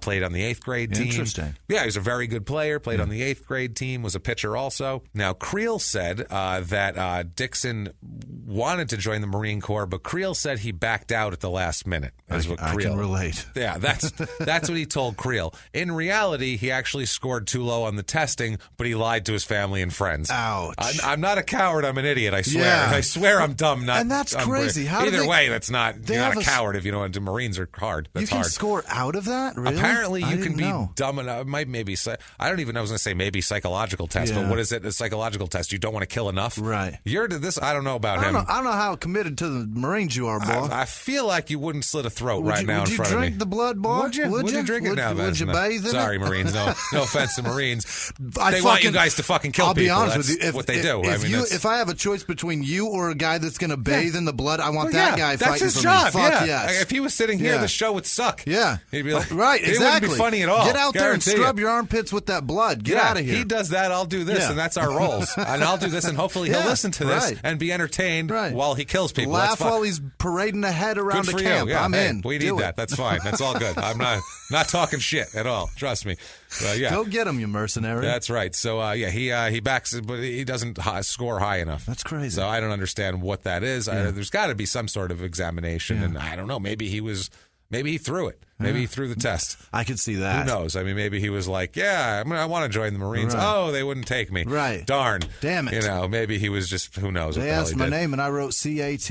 Fuck. Damn it. Damn it. Damn. Well, where's that yarn factory? Right. Never mind. He wishes he could get a job at the yarn factory. Yeah. Yarn, baby. Fuck yeah. Who doesn't want yarn, by the way? I could give a fuck. I've always wanted to work with yarn, Jimmy. Have you? I've had a longing to work with yarn-related products. Right. Well, I want to know how you make yarn. I don't. I assume spin it. Do you twist it? Is it handmade or is that? There's got to be a machine, handmade. right? Can you imagine little somebody just twisting? Yeah, I picture twisting. like little immigrant women sitting in there, and they're just rolling with their fingers, taking individual strands that really thin like hairs, putting them up. That's enough, and then twisting them. Just really, that's perfect, enough. And then they make a ball. It takes like 7. Imagine how expensive yarn would be. Oh, my God, yarn would be it'd be more expensive than gold. It would. It would be dollars to yarn is what people would be saying. Now, I'm not betting that. My yarn is expensive. So what do you do after you go to high school, you graduate, you don't know what to do, you try to join the military, you can't, you don't test high enough. Maybe physically he didn't test high enough, That's too. Possible, too, because I know there's physical. The Marines there definitely is. Yeah, they don't just go, sure, anybody. Yeah, come on, we'll take anybody. That's not really how it works there. You have to, Riddick Bowe didn't make it. No, as we know. Definitely did was not. A professional heavyweight champion boxer. He was like 52 at the time. But it took like 6 weeks, and he was like, I'm good. Yeah. That's enough of that. I'm going to go back to truck driving. I have a mansion. I'm going to leave now because that was in his prime of his career. So I'm going to leave and go back to my mansion rather than have this guy yell at me for 12 hours a day. This is nuts. Starting at 5 a.m. Like ridiculous. So what do? You can't get into the Marines. You need a job. Where do you go? No. He's legit. Really? He's legit. He's not growing weed. He's nothing illegal. Nothing. He does the absolute. I can't think of anything else. He works at McDonald's. Okay. That is just. I don't know. That's literally if you said I can't find a job. That's the most I don't get a fucking job at McDonald's. Right. I don't know. That is the lowest base of a job that you could get. So sorry if you work at McDonald's. It's fine. Strive for Wendy's. Go to Five Guys. Right. Get on over to In-N-Out. Right. Yeah, do something. Actually, don't go to In-N-Out with their fucking Psalms on the bottom of their fucking cups. Oh, they do, don't they? Fuck them. Yeah, fuck their Psalms. No, don't do it. I just remembered that. Yeah. I completely forgot. If you're religious, fine. Don't tell me to be religious on the bottom of my milkshake, please. Right. I don't need that shit. I'm buying a milkshake, not Jesus. Thank you. It's a Jesus shake. In that milk. Jesus I don't in know that if milk. you know that. That's all very different from the Marines, by the way. Yeah. McDonald's. That's. I hope that's he entirely different. I hope he gave it the same gusto. Extra cheese, sir. Yes, sir. Sorry, yes, sir. Screaming. Right. Fuck me. You want barbecue with them nuggets, sir? Sir, yes, sir. 2 apple pies for $1, sir. Yes, sir. So Dixon here Jesus, his life isn't going great. No. Okay, he gets out of high school, no college, no direction, which is fine. But I mean, he's hanging out with Brantley Creel, playing video games. They're not even smoking weed or drinking or anything really either. That's the other thing. They just kind of hang out. How do you play video games all day long with no weed? I don't know. They're bored. That's another thing too. They're bored. It's a small town. There's nothing much to do. Sure. They went and saw the slave block, and they're like, okay, I've seen that now. Now what do I do? Right. So they go here. They don't have much to do. His life isn't going well. Like I said, he's fine with his family, but other than that, outside of his family, everything sucks for him pretty much. He works at McDonald's. He loses his job at McDonald's after a while. No. His girlfriend breaks up with him. He had a girlfriend. She breaks up with him. So we can see things sliding. Like a year ago, this guy, his life was much better. Yes. He was in high school. He had a girlfriend. Things were going well. But Creel said that he wasn't even that upset about his girlfriend. Wasn't that troubled. He had, let's have a quote here. He says Creel says, quote, he said that he was upset about it, but he didn't act like it bothered him. He just acted like, whatever, I'll get another one later. Okay. It's kind of the way he was, happy-go-lucky. Creel said, quote, she was the only girl he had ever told he loved. You could tell it upset him, but he was still cutting up and hanging out like he always did. That's a very Southern term, too. He was cutting up and hanging out. They put a G on the end of it, but guarantee you there was no G on the end of it. It ended in N for sure. He was cutting up. Cutting up. And an apostrophe, that word, without a doubt. So that's it. So, I mean, he takes shit in stride. I know plenty of people who don't take shit in stride this well, including myself. And I'm not good at it. I'm not good at it either. I dwell on shit. And if I got fired from McDonald's, couldn't get into the Marines, and that's what I wanted to do, and then my girlfriend dumped me, and I lived in a small town in the middle of nowhere, I might feel like a complete piece of shit all day. It's stacking up right there. It's you're going to become an alcoholic. It's going to be miserable. So about April 10th, 2008, he has a dispute with his roommate because he lives on his own, working at McDonald's, and he'd work, take a couple shifts waiting tables at some restaurant. Wow. He's just trying to patch together some kind of living. He's got a couple roommates, and like we said, 2-bedroom apartment there was like $725, and that's now. That's like 12,000 hours at McDonald's a month. That is, but half of that, with a couple of shifts waiting tables, you might be able to cover figure it out. But he did have money problems, actually, because there was a dispute with his roommate where his roommate kicked him out of the apartment after he accused Dixon of stealing his credit card. Oh, Christ. So that's not great right there. So that's the first thing we've ever heard of where he did something untoward, illegal, dishonest, even just outside. First time where you go, well, that's not terrific not Christian. Here. That's just not Christian of you. That is not the bottom of an In-N-Out cup. I'm sorry. So he gets kicked out of here. Now, he doesn't have a lot of money, so he can go put down just a security deposit on his own place. So he ends up having to move back in with his family here, which sucks. You're 18, you were out. Just when I thought I was out, they pulled me back in. Well, Matt, you're 18, you're out. You're like, this is great. This is amazing. You work at McDonald's. Who gives a shit? He had a girlfriend and a place to have sex with her. Imagine how great that. 18, you are king of the world. If you have a girlfriend and a place to have sex with and a room with a futon, even if it's the storeroom from Holcomb. If you said, I got some room in the storeroom, you're like, great, that's my area. We're going to have sex in here. I don't care. I'm 18. This is terrific. If someone is willing to have sex with me and I have a space for it, I'm happy. So he went from that to living to no girlfriend and no place to have sex with her. No place to have sex with anyone. And no free McDonald's the anymore. only thing either. He's got is a shower to have sex with himself. That's it. That's no good. That's it. Now, Creel says horseshit. Creel is not buying this. Really? Old Brantley Creel said, quote, he ain't one to steal. I've left my wallet just laying around. That's what he said. He ain't steal shit from me. I left my wallet laying around. Do? That's just leave your wallet laying around. I take it out of my pocket. Brantley, and throw it down. You may want to keep track of your wallet a little bit. Just leave it laying everywhere. I leave it laying around. I put it on the coffee table. I said, there you go. You want to steal from me? Steal from me. I said, that's how you know someone's honest. That's what you do down here. That's how we do it. Is that how you keep your friends? How many wallets have you gone through, Brantley? No, I put all my yarn on the front porch. I say, you want to come get it? You come get it. That's fine. I'll know who you are then. I'll know all about you and what you're about at that point. That's right. You come steal my yarn. Right. That's right. Of course, I'm going to shoot you if I find you, but that's all right. But Dixon, even this didn't get Nathaniel down. Really? Even this. We just described how shitty this is. And he went, nope, fine. I'll be all right. He said, I'll be all right. He's So he told Creel that he liked being back home with his family. What? He said he liked his parents and he liked spending time with his little brother again. And he said it actually was good. Okay. That's how I don't know what is going. He's out of his mind, but okay. He is just a duck, just water, just right off his back like nobody's business. Doesn't give a fuck. Doesn't give a shit. No. And he can make the best of any situation. He's positive. To me, that's huge because I'm not a positive person like that. One thing goes wrong, I'm a disaster. If you get like a succession of 5, holy shit, I'm a mess. I am a mess. And at 18, he can already control that. I'm 36 years old. I have no control. If I have 3 bad things in a day, fuck this day. I'm going back to bed. That's the thing. This year, he's like loses his job, can't get in the Marines. That's huge. Girlfriend dumps him, no room to have sex with her, back in with the parents. These are big things. All right, those are life-changing events. Yeah. Holy Christ. This is a together guy at this point here. And it's funny, too, because he's got Creel, who seems to be willing to listen if he wanted a bitch. Yeah. Like, they're tight. He tells him, I was the only girl I ever told I loved. That's a real intricate detail, a real intimate detail that I don't know that you would tell someone you're not very close to. You wouldn't tell basically anybody Especially if you're some young dude who's trying to be cool, and I like to play games and ride ATVs and I'm shit. a tough guy. Yeah, exactly. I figure that, it's how I figure that. This was an afternoon of ATV riding. They were out on the trail, and they stopped for a minute, They're sitting there. You picture like Brokeback Mountain riding horses, and they stop for a minute. They stop on a ridge, and they're like, "Man, I'll tell you what, that Tammy boy, I miss her. You know what I mean?" And Creel said, "Really? Man, she's a nice girl. She's a nice girl." And he said, "Yeah, you know what? She's the only girl I ever told I loved."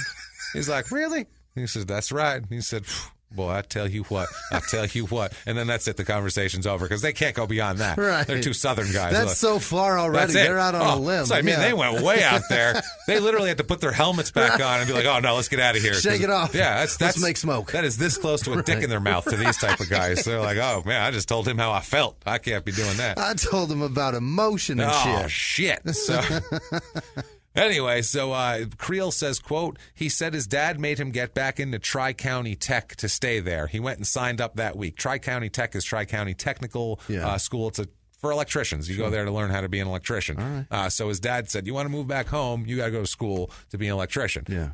Fine. Good. Yeah, his dad has given him direction. That's a good goddamn parent. He said, yeah, you are welcome to be here, but I'd like to have you in school. He's going to pay for it, for Christ's sake. So what the fuck? Yeah, that's do great. It. Yeah, he wants him to have some direction. You're 18 years old. You're dicking off. You got fired from McDonald's, for Christ's sake. Let's get you some... Professing to Creel all the women you've ever loved, which is one. Yeah, but... which is one.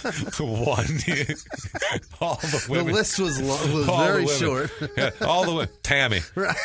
I don't know her name, but Tammy seems like the right name. Right. I think it's just from Run, Ronnie, Run. I'm getting that from Mr. Show because I think that was Tammy or Sheila, but that's close. It was the perfect name. Right. I don't know. I can hear Tammy bellowing from a trailer window. Tammy. Where the damn kids at? I picture that. I can bellowing from a trailer window. You can hear there it is. Yeah. Through this 2 syllables and it rattles through those shit cheap glass. The tin rattles when you hear Tammy. Tammy! It's one of those things. And then he stands up and you hear beer cans clang when he takes his step. Clang, clang, clang, trips over 6 of them. Like they're 8 inches deep on the floor. like a ball pit at McDonald's or some shit. A ball pit of beer cans. I fucking like that, man. Unbelievable. That is top notch, man. So he's got to go back to school to stay there. He said he didn't.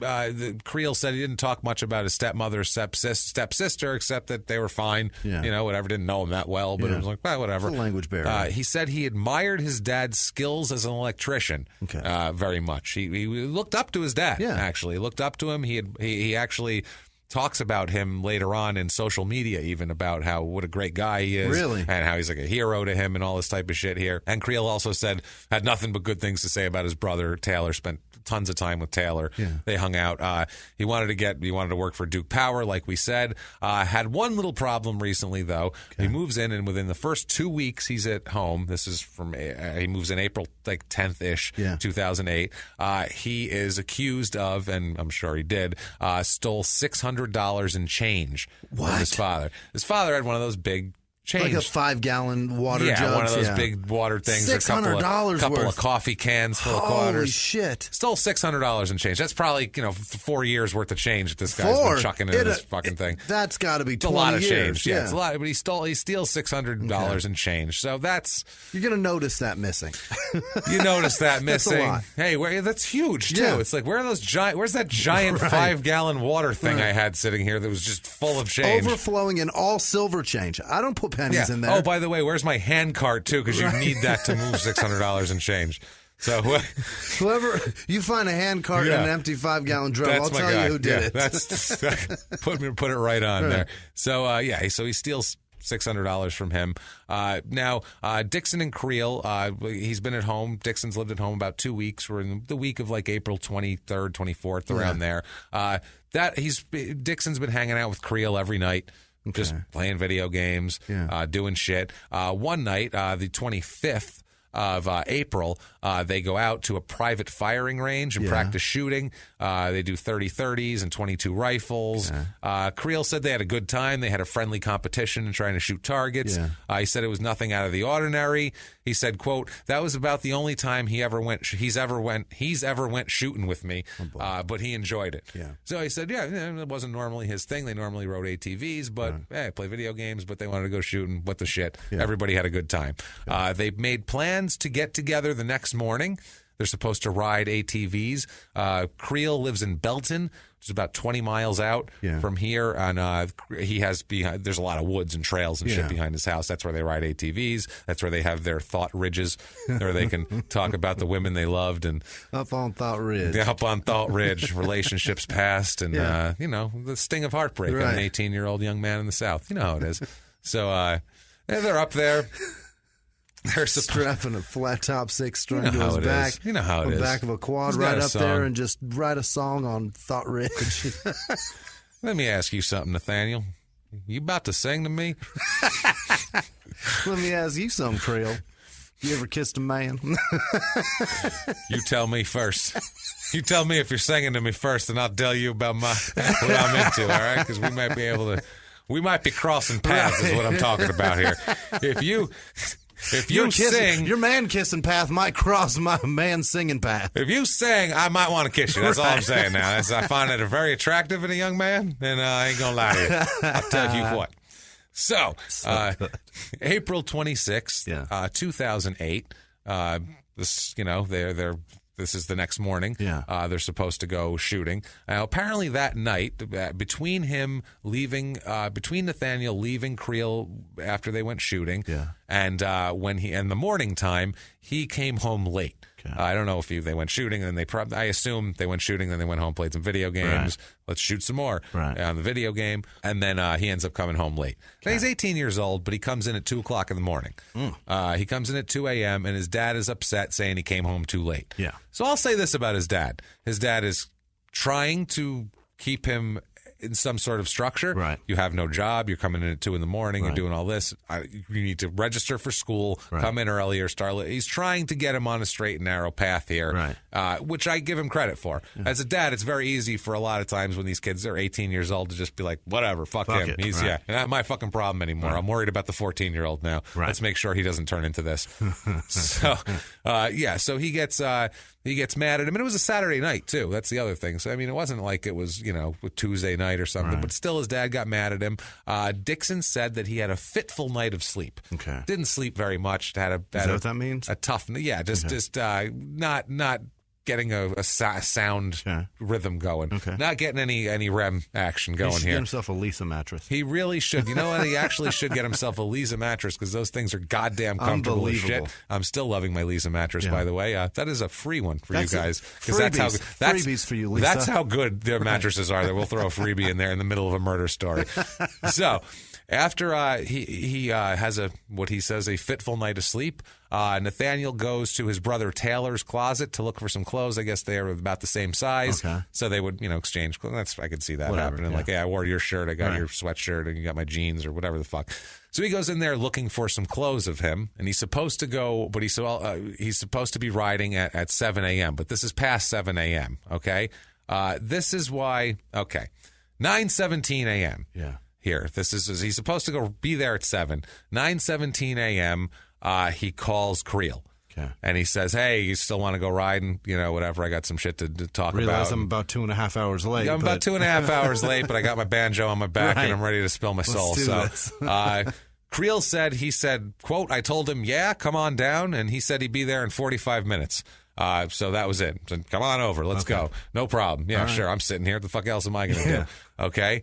So let's figure out what old Nathaniel does from here. Okay. Now Nathaniel, he's a little upset, not too upset, but he was upset about the problem last night with his dad. Yeah. He says he told his dad that he has a Ford Thunderbird. That's his car. Yeah. Which is a big piece of shit. Right. And he said that That's what I had.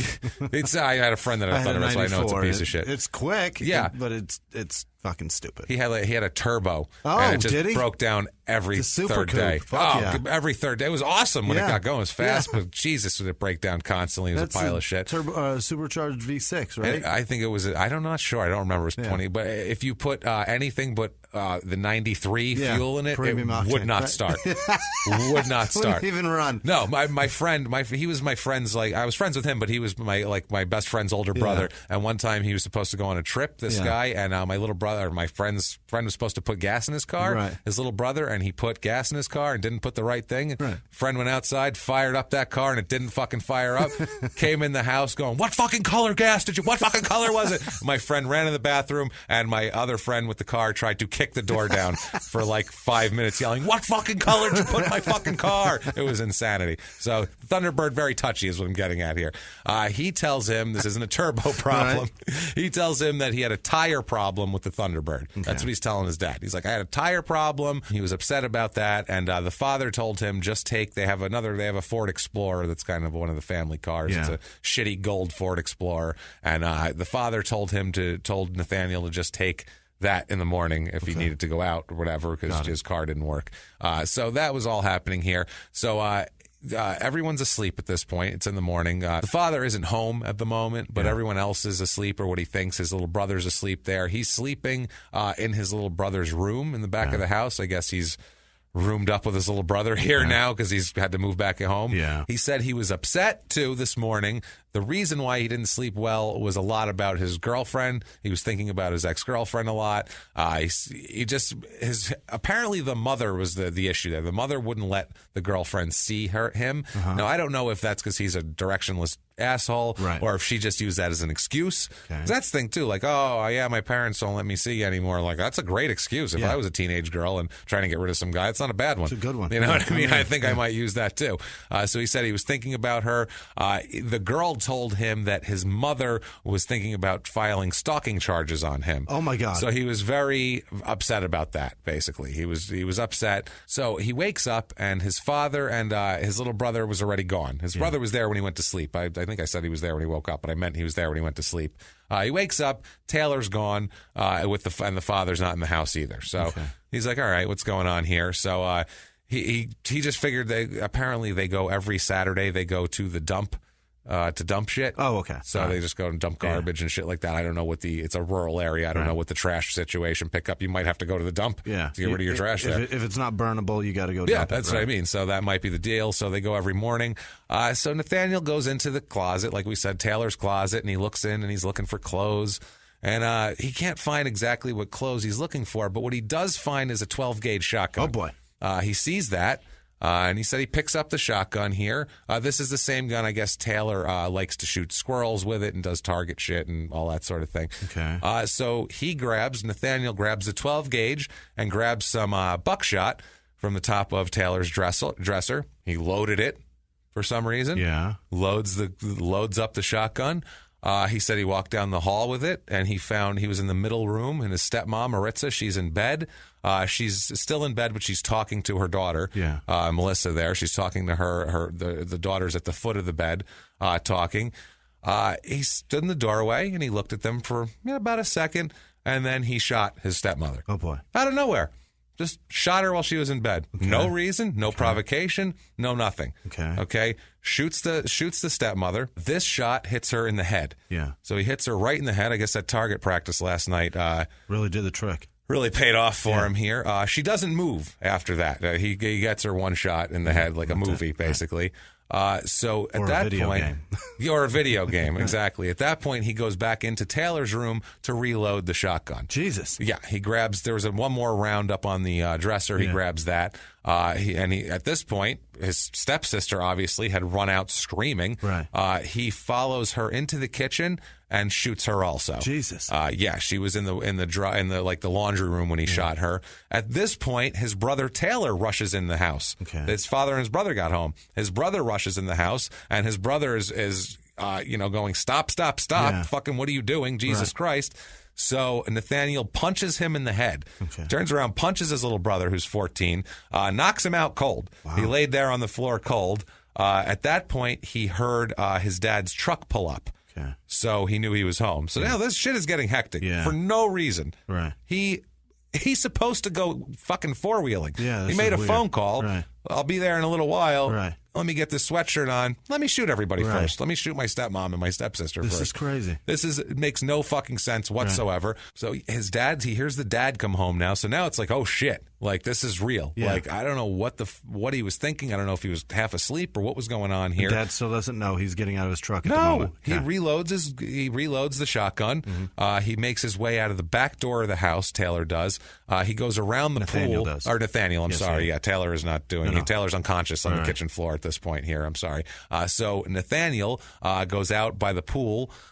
He's outside. He sees his dad walking on the pool side, like by the house on the side of the pool. Yeah. And he said Nathaniel figured that his dad was checking the pool filter out there. So what he does is his dad's out there checking the pool filter. He shoots him from where he's standing. Wow. He just shoots at his dad. He said he saw his dad walking up the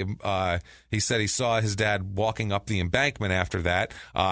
He shot him. His dad fell down, but he didn't know if he hit him, if he just took a dive or whatever. Yeah. Then after that, his dad got up and started running toward the road. He got off the embankment and started running toward the road. He realized somebody was shooting at him. I don't know if he knew what was going on. I hope he didn't. Yeah. Hope he didn't think, why is my fucking kid shooting at me? Because that's a scary thought to have here. But it doesn't matter because he figures it out here in a minute. So Nathaniel calmly goes back inside, goes to his dad's closet, and gets more shotgun shells out. Jesus. So he gets more shotgun shells out, reloads, heads back out the back door. As he's going out the back door, Taylor was getting up off the floor, his little brother, and Taylor goes to run out the front door.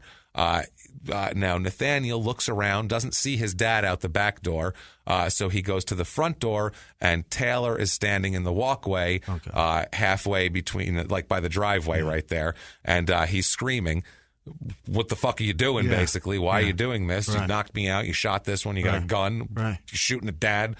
Holy shit. This is bad news. This is bad news, especially this is his little brother. He's only 14. This kid's 18. This is probably his idol. Right. Probably looks up to him more than anybody. You know what I mean? So he's standing there screaming. So he shoots his little brother, too. Jesus. Shoots his little brother, and he goes back inside to get more shells. Jesus. Shoots his little brother, and he's like, okay, got to get more now. Yeah.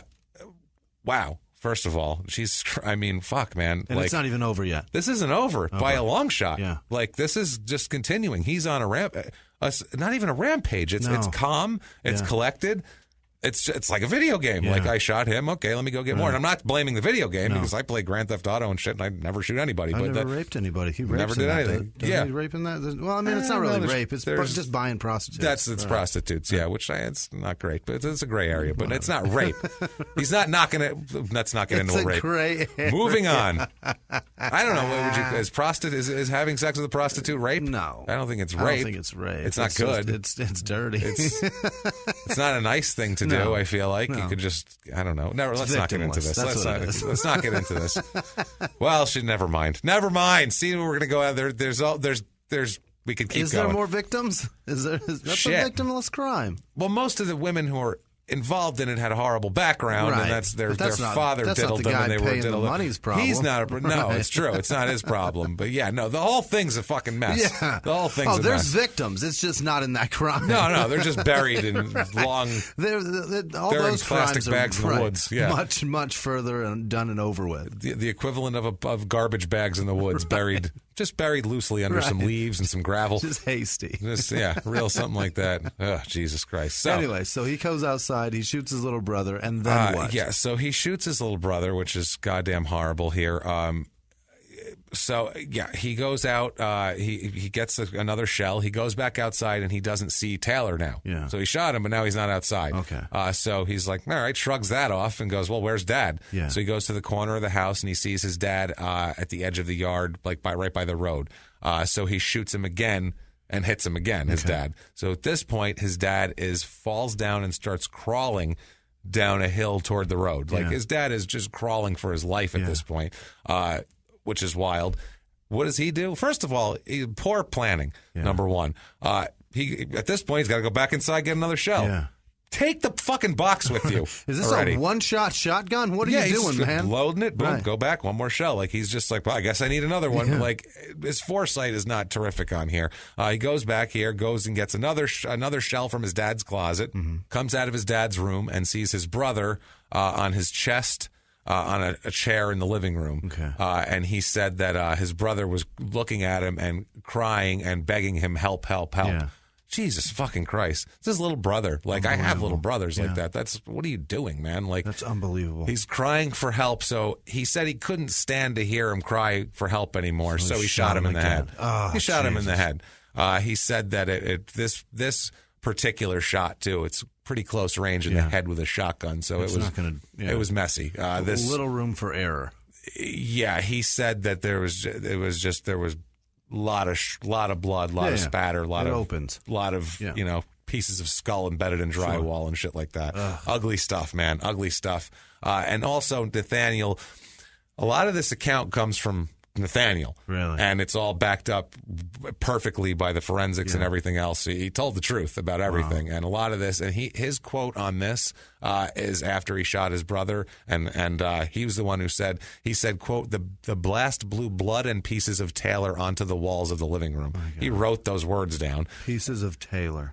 What a terrible... Pieces of Taylor. That's fucking horrible. What a terrible sentence. His next line is, quote, he did not cry anymore. Okay. Well, no shit. You just fucking shot him in the head, you asshole. He's on the wall, you dick. So that was the shell that he had for his dad. So now what's he got to do? Go get more shells. Got to go back to the closet again to get another round.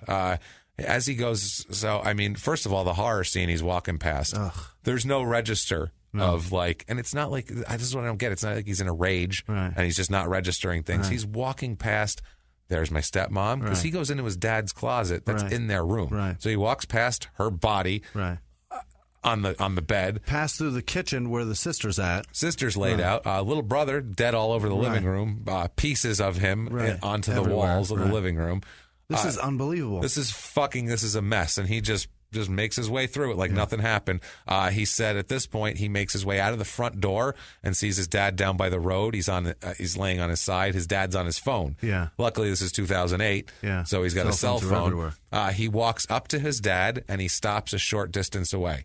Okay. He stops like he's measuring him up, like a hitman would walk up to someone that he wounded, and now he's going to finish the job.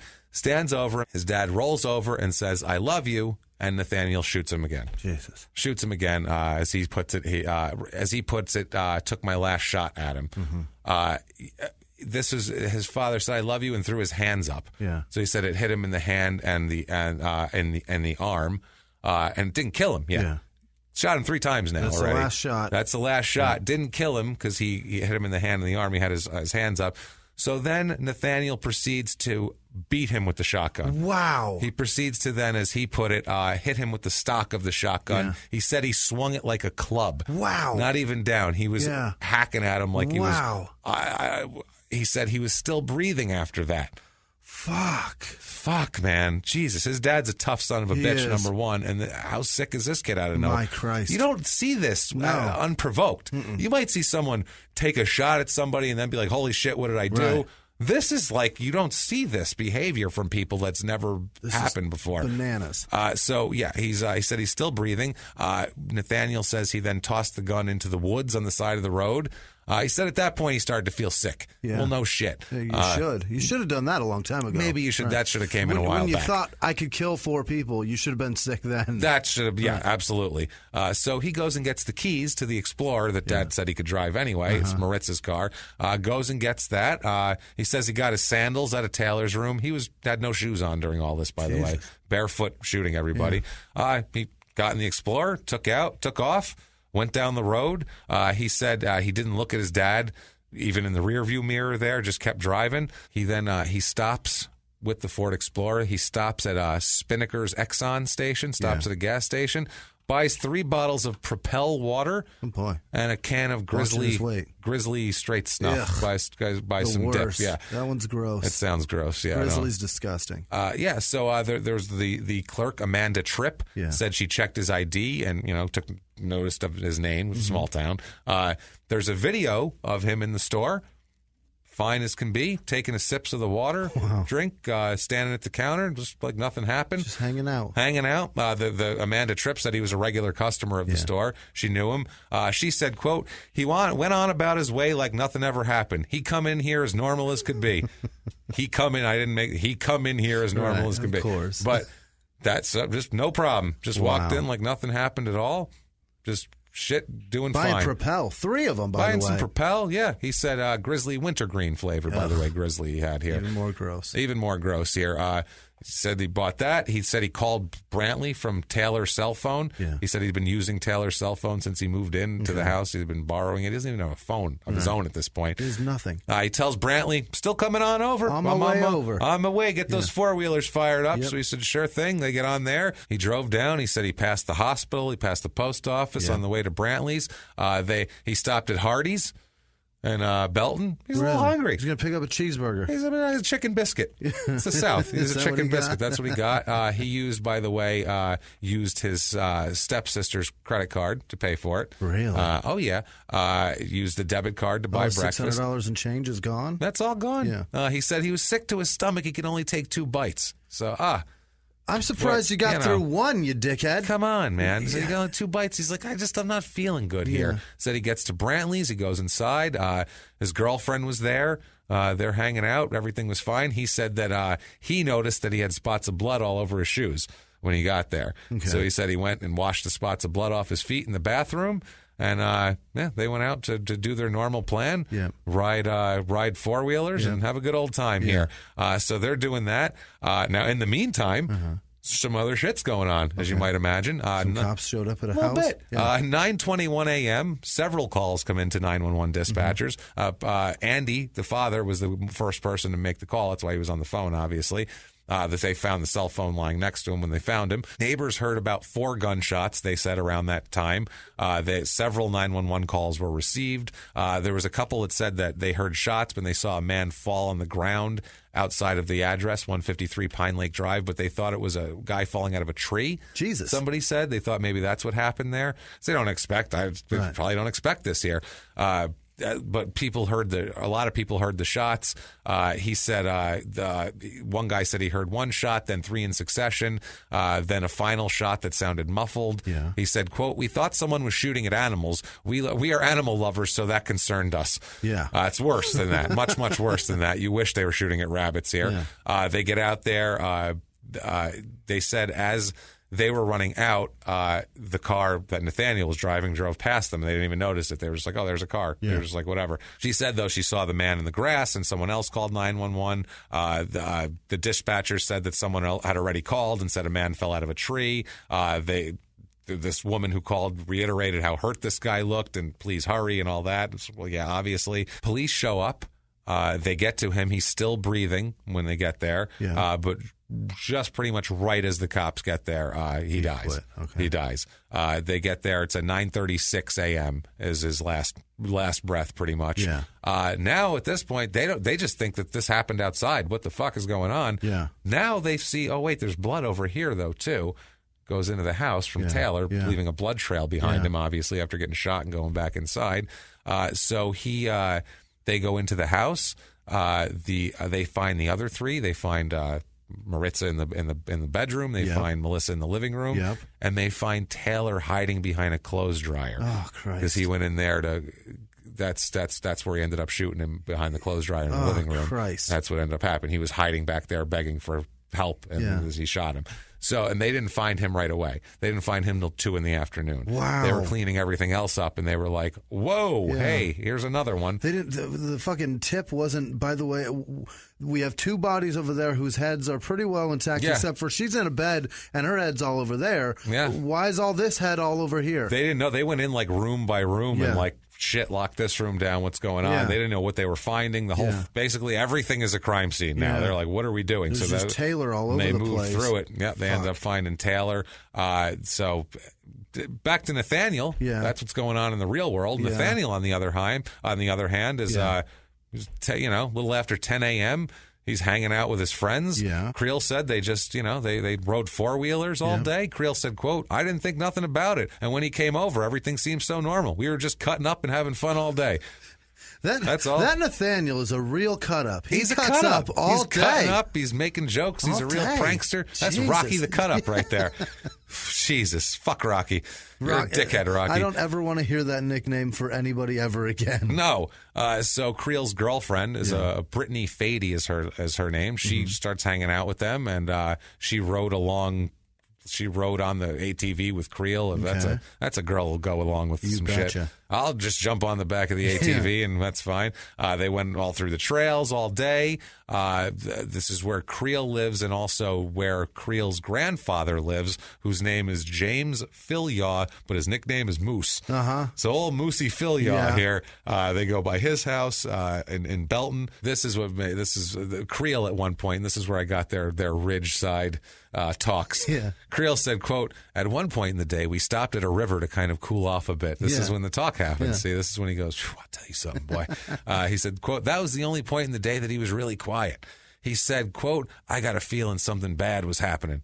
That's what he said. Okay. That's what Nathaniel said. That he got a feeling right then that someone bad. I don't know if they're cleaning up your entire family, brains off the wall. I got a feeling something bad is happening right now. Like they're building a case against me. Like I don't know. I'm wanted by every law enforcement agency in the state. Everything possibly. in South Carolina is looking for me. That could be the possible reason. So, but Creel said after that, quote, everything was fine. He was back to his normal self.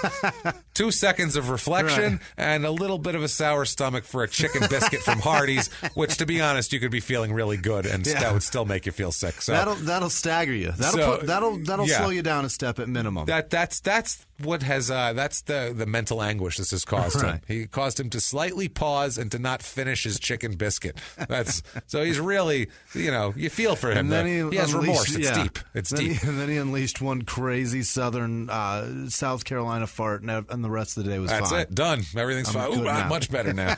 The sheriff here, Sheriff Crenshaw, which sounds like a southern sheriff. He said that at that point at 3 p.m. he announces that they're looking for Nathaniel Dixon as a person of interest. At this point in time. Super interesting. So what they do here, the boys, back to Creel and Nathaniel, they get back to Creel's house about 7 p.m. and they change clothes. They're muddy, and they drive over they're hungry. Jimmy, they missed lunch. They did. They missed lunch. Chicken biscuit only. He had very little of his chicken biscuit. They drove over to Ingles grocery store to buy some steaks to grill. They're going to grill get some murder steaks. Wow. Murder steaks. He's going to celebrate. Ingles grocery store. I looked up Ingles grocery store, by the way. Their slogan is low prices, love the savings. You betcha. It should just be, get your murder steaks. Line them up. Hi, I'm Randy Ingles. When my grandfather, Jebediah Ingles, opened the first Ingles grocery store way back in 1924, back then he only had 2 philosophies. Number 1, keep those goddamn blacks out of the store. Now, we've eased up on that one over the years, now, let me tell you. But his second philosophy holds true to this very day. When a man slaughters his whole family, he needs something hearty to eat. He needs a murder steak. At Ingles Markets, home of the original murder steak. We cut them thick. That's They got them all laid out. They got them all laid out, and then the last row in the case are the thick murder steaks. That's a murder steak. You need that. Well, it's like on The Sopranos too. Fuck, another HBO show. The Sopranos, a Pussy and Tony kill a guy. They go out to have a giant thick steak afterwards, and they talk about it. Remember my first time? You go to have a steak afterwards. That's to prove what a fucking man you are, that you can kill someone and then eat red fucking meat afterwards. Big thick red meat. So this fucking lunatic goes and gets a murder steak from Ingles Market. Sorry, Ingles Markets, by the way. I'm sure it's a fine chain that does not endorse murder or the mistreatment of black people. I'm sure they're fine. Love the save. Low prices, love the saving. Let's give them a free plug. Ingles Markets, everybody. Go down there.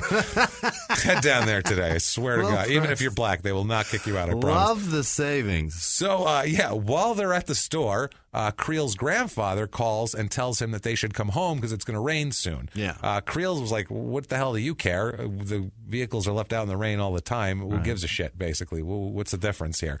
The reason why he wanted them to come home was police are telling them, get your fucking kid here. Because the police, at about 7:30, sheriff's deputies rode past Creel's grandparents' house, past old Moose's house on unmarked cars, and they end up talking to old Moose Phil Yaw, and he says, what's going on to the deputies? They said, well, we're looking for Nathaniel Dixon. There are just fucking skull fragments all over the place over there. It's a disaster. Yeah. So Moose calls his grandson there and gives an excuse, says, we need you here, we need you here. Creel says, quote, by the time we drove up there, cops... By the time we drove up, there was cops everywhere. I thought he said cops was everywhere, and I was like, "Are you kidding me?" But he said it was cops everywhere. He said there was cops everywhere. There was cops so that's everywhere. fine. Yeah. He used fine English there. It's my fault. No, he didn't. By the time we drove up, there was cops everywhere. I'll accept that. There were. You know what? It's fine. Yeah, I know it should be there were. We're really picking this. Come on, seriously. I mean, it's fine by Southern accounts. Yes, by shit kicker ATV riding, dipshit murder steak buying kids. It's fine. Creel said at this point, Nathaniel's still not even shaken up. He doesn't even go, oh shit, what the fuck? He's just like, well, what's going on here? Creel's losing his mind because there's cops everywhere. He's like, why are there cops everywhere? And Nathaniel's like, beats me. Who knows? Shrugs Let's go it off. To him. Let's go fire the grill up, by the way. I got a hankering right now. Hankering for a murder steak. Got to get a murder steak in me. So, at that point, authorities, the cops here, they separate Nathaniel and Creel. And Creel said... that at that point, quote, he seemed like really scared. It didn't look like the Nathan I knew at that point. So at that point, it got real. Yeah. He said, oh shit, they're taking me away. Got some That's right. I killed now 4 having people. Some thoughts. Whew, whoops. Daisy. Phil Moose said that he tells the press later on that authorities went and picked up a cell phone. He was using Taylor's cell phone, and for some reason he threw it out the window. I don't know what the hell while he was out there, he threw it away to be like, oh, don't connect me to the cell phone. It's like, it's your cell phone, you fucking idiot. And the funny thing is, too, he says, like, all day he was kind of lagging behind with the four-wheelers. Nathaniel says, he's like, because he just wasn't into it. His heart wasn't into it. Yeah. But everyone else was like, he was fine. He was here. He was hanging out. Everything was fine. We were all happy. Right. Everybody was good. So they end up taking Nathaniel into custody, obviously, at about 8 o'clock. 11 p.m., the sheriff holds a news conference. They hold a press conference. Giving the names of the victims and saying that they're already ready to charge Nathaniel now with murder in all 4 shootings. Yeah. They're the prosecutor here, this Adams, Chrissy Adams. She says, quote, nothing really rises to the level of explaining why this happened today. This was a family that loved each other. Yeah. So even then they're like, we don't have any fucking idea what happened, but clearly something happened. Right. And this is, by the way, they in all the records they checked, it is the first quadruple homicide they can find in the history of Anderson County. Wow. Because this is that little piece that hangs into Anderson County. Wow. So as you can imagine, this is big news around these parts. Yeah. You know, it's big news here.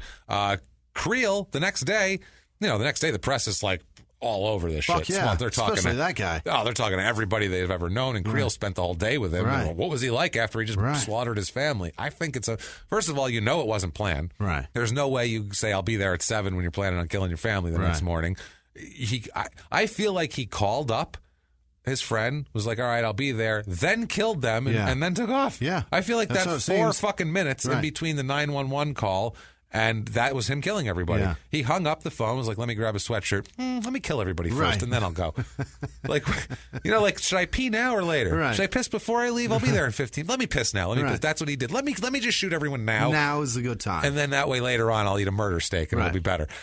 So Creel said he thinks Nathaniel's innocent. Really? He said, quote, in my head, I don't really think he done it. Wow. In those exact words. In my head, I don't really think he done it. I think he done it. I'll tell you what. I think he definitely done it. Wow. He said, just that day when we was eating breakfast at Hardee's, how redneck of a statement is that? Boy. Just that day just the statement, when we was eating breakfast at Hardee's. The Hardee's, the whole thing is just redneck fucking thick.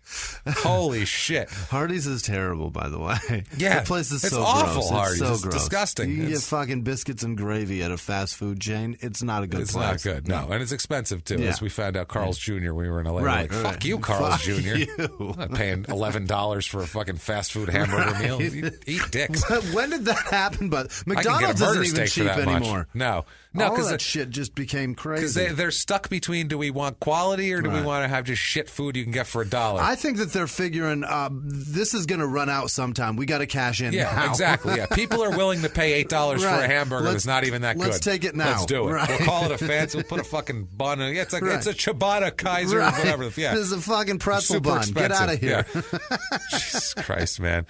So he says, just that day when we was eating breakfast at Hardee's, he was cutting up about his little brother. Gosh. He said, so, I mean, that's the part of the reason I just don't see him doing it. Part of the reason. That's the part of the reason I just don't see him doing it, because he just killed his brother, and then they were like joking around about his brother dicking off, which that seems pretty cold-blooded at that point. It's almost like he's just like, I don't even know, like an alien took him over or something. It's Creel like pod people. Creel doesn't understand that people can do that. That's the problem. He just doesn't think his friend could do that. Everybody that's done this shit has people in their life that doesn't think they could do it. But I don't know if they saw him the whole day, right afterwards, and spent the whole day with him eating breakfast, joking about a guy he just killed. That's Creel, he cold-blooded. washed his family's blood off in your fucking sink, just so you know. That's another thing there. Off his shoes. I mean, it's what a disaster, though. Creel is, it's fine. I thought he's all right. And he said, they were like, I just don't see him doing it. And then a press person, a journalist asked him about, didn't you say that he was planning on getting a degree in electronics and he had plans? And Creel says, quote, that's what I'm saying. This dude, he had a plan set up for the future and everything. I just don't see him doing that. That's what I'm saying. This dude, he had a plan set up for the future and everything. So he's just talking. And now he said, but then he took a minute, Creel, he took a breath, and he says, quote, now that I think about it, it kind of scares me. Well, no shit. It's something you... What, you were out in a remote resort area of town, and you just now realized you were out there with a fucking murderer? He's like, we were at my thinking spot, and that's usually where we tell each other everything. We're very honest. Right. We tell each other told me things. how many women he loved. It was one. It was one. Now, you think he'd be like, I loved one woman, and I killed 4 people. Right. Those are my statistics. Right. 1 love, 4 dead. That's how it worked. He went on, Creel said, to say, quote, it's something you never expect to happen to you. It just blows my mind. He was an awesome guy. That's why this is all such a shock. Yeah, well... He's killed 4 times more than he's loved, sir. Absolutely. He's not a good dude. Not a good guy at this point. Jesus Christ, man. Melissa Funk, who's a woman whose her son was friends with both the Dixon boys. She had boys, too, teenage boys. She said she's trying to process. This was right in her neighborhood. She said, quote, whatever has happened, if what the police say is true, it's not the Nathan that I know. I'm worried about him. I hate that what has happened to everybody, and I'm worried about him, too. Interesting. She talked about how she knew about the thing with the girlfriend. This is a small town. They know. Yeah. I know the teenager down the street just broke up with his girlfriend. There's tons of teenagers in your neighborhood. Do you know the status of any of their relationship? Zero. Right? Zero. None. That's how it should be. Don't give a fuck. And it should be like that. You shouldn't care. I don't care. This Melissa Funk said about the only time she ever remembered Nathan getting into trouble was when she was coming to pick up her son at high school because her son got in trouble and was sitting outside, was in the principal's office, and Nathan was sitting outside the principal's office, and she said, quote, Nathan, what are you doing here? And he said, quote, Mrs. Funk, I have holes in my blue jeans. So that's why he got sent to the office. Oh, his knees are out. Yeah, gotcha. So she said, quote, he was not a troublemaker. This is the biggest kind of that's the biggest kind of infraction I ever knew of him having. That's why everybody is so shocked. Okay. No warning at all. Yeah, I mean, the Marines wouldn't take him. He lost his job at McDonald's, it's by tough. the way. You see it. And his girlfriend broke up with him. Maybe everybody close to him sees that he's a little shitty. This is normally the type of kid that puts a shotgun in his own mouth. Right, yeah, that's a good point. Or kills the girlfriend. Yeah. Or right. something or like her that. New boyfriend. But to slaughter the whole family, including his brother, out of nowhere, it's crazy. not like he had like a... Why take it out on them? A mental deficiency. Right. It's so strange, man. Anyway, his step-uncle here, Oswaldo Hurtado, obviously the other side, said that... that's not a South Carolina That's not a name. South Carolina. They say, you're not from around here, are you? That's what they say to that, which I got with my last name down in North Carolina. They go, you ain't from around here, are you? Nope, definitely not. Where'd you get that from? My favorite thing you ever said was when the guy in Texas asked you for directions some shit town, and you're like, how dare that fucking guy? Yeah, I'm so mad. I think I know where the fuck that shit town is. You out of here. What do I look like? I know where that shit town is? I look like I'm from around here. How dare you? You know me. If we were in the middle of nowhere in Texas, would I be the first guy you'd ask for fucking directions? Or you'd be like, he's not from around here. I'm going to go find... I think you were just the biggest person there, and he's just like, there's a person. There's a hoss there right there. I was the only guy there without a fucking cowboy hat on, though, in the whole property. So I was the... Don't ask me. How dare you assume I'm from around here? You're out of your fucking mind. That's what I get offended Guy by. asked James for directions. He's just like, what? Are you kidding me? No, I don't know. I don't fucking know. He gets in the car. How dare that guy? That was out of his mind. I took it as an insult. We're in the middle of nowhere. I don't live here.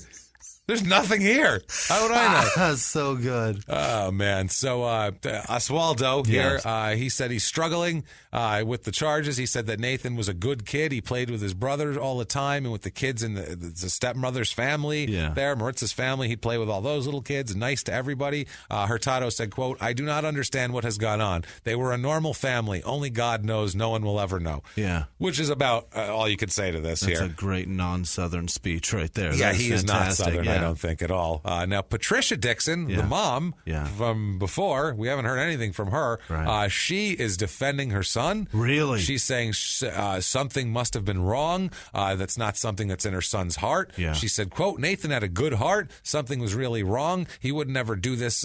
He wouldn't ever do this out of his heart. Okay. I don't know what that means. Something was really wrong. He loved his little brother and his dad, and his dad was all he ever talked about. And then she broke down into tears and ran off. Other people too, family members. John Dixon, he said that he was talking about Andy. He said Andy was a good man. The boys were good boys. He said, quote, the ladies and stuff, they were all good people. What? The ladies and stuff. You just don't expect something like that. He said he talked to his brother all the time. His brother never didn't say, oh, there's something wrong with my son. Right. We're scared of him. Right. I'm hiding all the weapons. That never happened. He just said, quote, naturally we're hurt. We're just having to deal with it one day at a time. Randy Thompson, he coached Taylor on the baseball team. Right. He said he had a promising future, Taylor. He said he was a quiet boy. When he spoke, it was usually something funny. He said, quote, he had his little quirks about him, but that's what made him so special. So, I mean, yeah, so they're all just talking about what a nice kid. Everyone's saying the general quote that you could put on everyone is, quote, I never would have seen anything like that coming. Everyone said that. Yeah. Everybody fucking said that. The Monday after this happened, students at Wren Middle School wore white T-shirts with handwritten things to Taylor, tributes to Taylor. Nice. They decorated his locker, the whole deal. He became the full page of the yearbook that year. He got himself a full page anyway. So what the fuck happened? What the fuck happened? How do you start? On MySpace recently, not now recently because MySpace has been defunct forever, but back then he posted calling his dad a hero. Yeah. Everyone said he got along. He's a good, decent student, well-liked by teachers. When they caught him, no drugs or alcohol in his system whatsoever. Not a fucking Stone thing. sober. Teetotaling, complete sober. When they arrested him, they said, let's give him a mental evaluation because they tested him. They're like, he's not on anything. Right. He seems fine. what the fuck? Let's give him a mental evaluation. Yeah. Maybe he has like a fucking tumor or a blood clot, or maybe there's something wrong with him here. Who knows? Dixon's attorneys at this point, he gets attorneys, Kurt Tavernier and Andy Potter. They said that, Dixon wasn't drunk. He wasn't under the influence. A psychiatrist was going to testify for the defense. He said he could not find any evidence of mental illness that would give attorneys grounds for an insanity defense. Wow. Who knows? They're just like, well, I don't know. Guess he killed everyone. It's the weirdest thing. The attorney said, quote, this kicks at your gut because it was a good family. Even the attorneys talk like this. Nathan was a good kid, and we don't know what made him snap. No shit. Like I said, pretty much everything from the murder, like the detail of it, was right out of his mouth. Wow. Right out of his mouth. And normally we'll not do that because it's usually self-serving. Right. But he literally told the 100% truth. Wow. All the forensics lined up with it. The prosecutors didn't even say, no, that has to be like this for you to be nothing. They were like, no, that's exactly what happened. Wow. That's exactly, judging by forensics, exactly what happened in this house. So that's crazy. At the end of his confession, he confessed that night. Too, didn't explain it, didn't say this is why, but he said, quote, I don't know why I killed my family today. Once I loaded that shotgun and shot Maritza, I could not stop, and I did not stop until I shot them all. It hurts inside, and I really can't believe it's real. I'm concerned how all of this may affect my enlistment in the Marine Corps.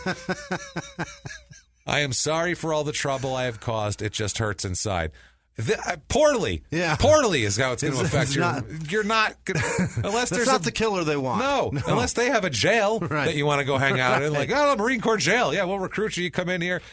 You're going to fucking prison. Yeah. You're not going in the Marine Corps. Wow. Out of your fucking mind. How does he... Yeah, he's out I'm of his... I'm wondering how... He's out of his fucking mind. He's not like there all the way. And no, this would be... You'd think this was someone before his somebody would have said, like, he's a little detached. Like, it's weird. He doesn't see reality for what it is. It seems like if he killed his whole family, he would just go eat at Hardee's and then go ride quads. Like, how does somebody not figure out... Did he fall off the bed and hit his head in the fucking night? Something's fucking for sure wrong with him. Like, honestly, what could have happened? This is not... We've done... This is episode 50. Right. This hasn't happened before. Never. Where it's like, no, it's usually a rage. Yeah. This builds up. Right. He's a nice guy, blah, blah, blah, but him and his wife have been fighting for a year under the surface, and then he kills her. This kid just loses it out of nowhere. And kills everybody. It's not even planned. So, April 28th, 2008, Nathan appears in court via closed-circuit television before an Anderson County magistrate. And he answers. They ask him where he lives, his full name, blah, blah, blah, whether he understood the charges against him. He stands motionless, just answers yes, yes, and says his address and everything. The judge says that the magistrate said that, Nathan told authorities what he did. There's no motive. The magistrate said, quote, he just said so, but he can't say why he did it. They say he's just like a regular Joe over there at the jail. Just a regular Joe. At the jail, they're like, he's not weird or crazy or psycho. He's not starting shit with anyone. He's just a kid sitting there. Just keeping to himself. Very normal. Yeah, that's it. They said that they couldn't find any history of any criminal record whatsoever, no previous charges, nothing. They had this hearing in a small room in the Anderson County Detention Center. Patricia Dixon was there, sitting in the middle of the floor, screaming and wailing. Wow. The whole time, which she's really not necessary and not helping anybody. Nothing. Anybody. And she's showing more emotion than the boy accused of this shit. No, she's screaming like a black woman whose son got shot on cops. And she comes in and, my baby. And they got to hold her back. She's like, she's windmilling cops off her. That's how she's reacting, only... It's already her over. Kids aren't dead. Right. One of her kids dead. But her other kids here. Alive. I feel for her. Trust me. If you're a mother and one of your kids shot your other kid, holy fuck. I don't know what, and then I don't know what the emotion that would be at that point. But you got to calm down in public. You got to chill the fuck out. You can't sit down. You can't sit down in the middle of a hearing on the floor and cry and scream. That's not okay. You need to get your shit together. People get sentenced to death and they don't do that. So you need to calm down because this isn't even you. Now, he said that Nathaniel could face the death penalty for this because it's South Carolina. Chrissy Adams, the prosecutor, said, quote, I intend to seek the death penalty, but I can't make a final determination until I have reviewed all the evidence and spoken to the family. So now they're going to do a bond hearing, which, spoiler alert, they're not bonding this fucking guy out at all. None. He doesn't have anything to fucking post it anyway. No. What is he going to do? $600 and change I have here. Police, they show $600 and a murder steak. And a murder. Here's my murder steak and my half-eaten Hardee's chicken biscuit. Right. There you go. Police show the shotgun used in a press conference there. Here's the gun, everybody. Now, what ends up happening is they do not pursue the death penalty. Okay. Adams does not pursue it. She says it is mostly because the victim's relatives were strongly opposed to it. Because they knew the kid and they didn't understand why he did it. And they were like, why are we going to kill this kid? There's something wrong with him. What the fuck, basically. And also, he had no criminal record, and he was only 18 at the time of the murders. So they're like, add all that in, and the victim's family saying, please don't do it. Right. It's just a mess, and I guess we don't get to kill someone on this one. Sorry, guys.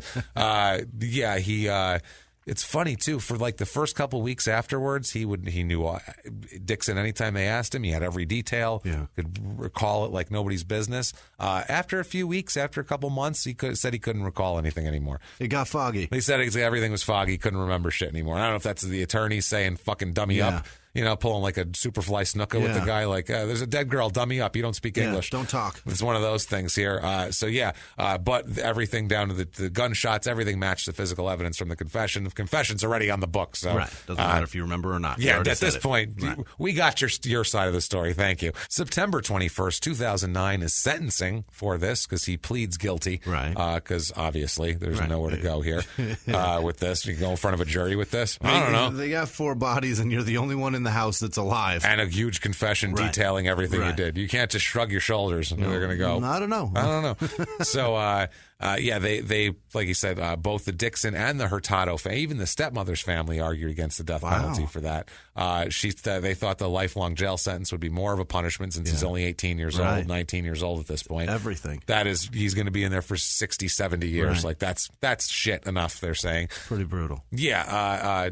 Nadine Salazar, who is her stepbrother, that's one of Maritz's other kids, said, quote, in court, she said this, I want him to remember his little brother, his father, I want him to remember. And she's pointing at him and shit in court. So the family made their statements. They want him put away, but they don't want him to die. Right. Now, the prosecutor, too, in this tries to, like, build a case of, like, trouble forming, but we went over the trouble. Her whole mountain is stole a roommate's credit card, girlfriend broke up with him, didn't get in the Marines, stole $600 and change from his dad. All that that's normal. Accumulates together to one bad night of drinking. Exactly. Not 4 dead bodies. That's crazy. Yeah, punching some dude in the face at the bar and getting arrested for assault or getting a DUI. Not continuously loading a shotgun, meticulously going and methodically going inside, putting a goddamn shell in there. Following people around the fucking property. Yeah, she says, well, he wasn't working and he moved back into his parents' house, and so there was tension.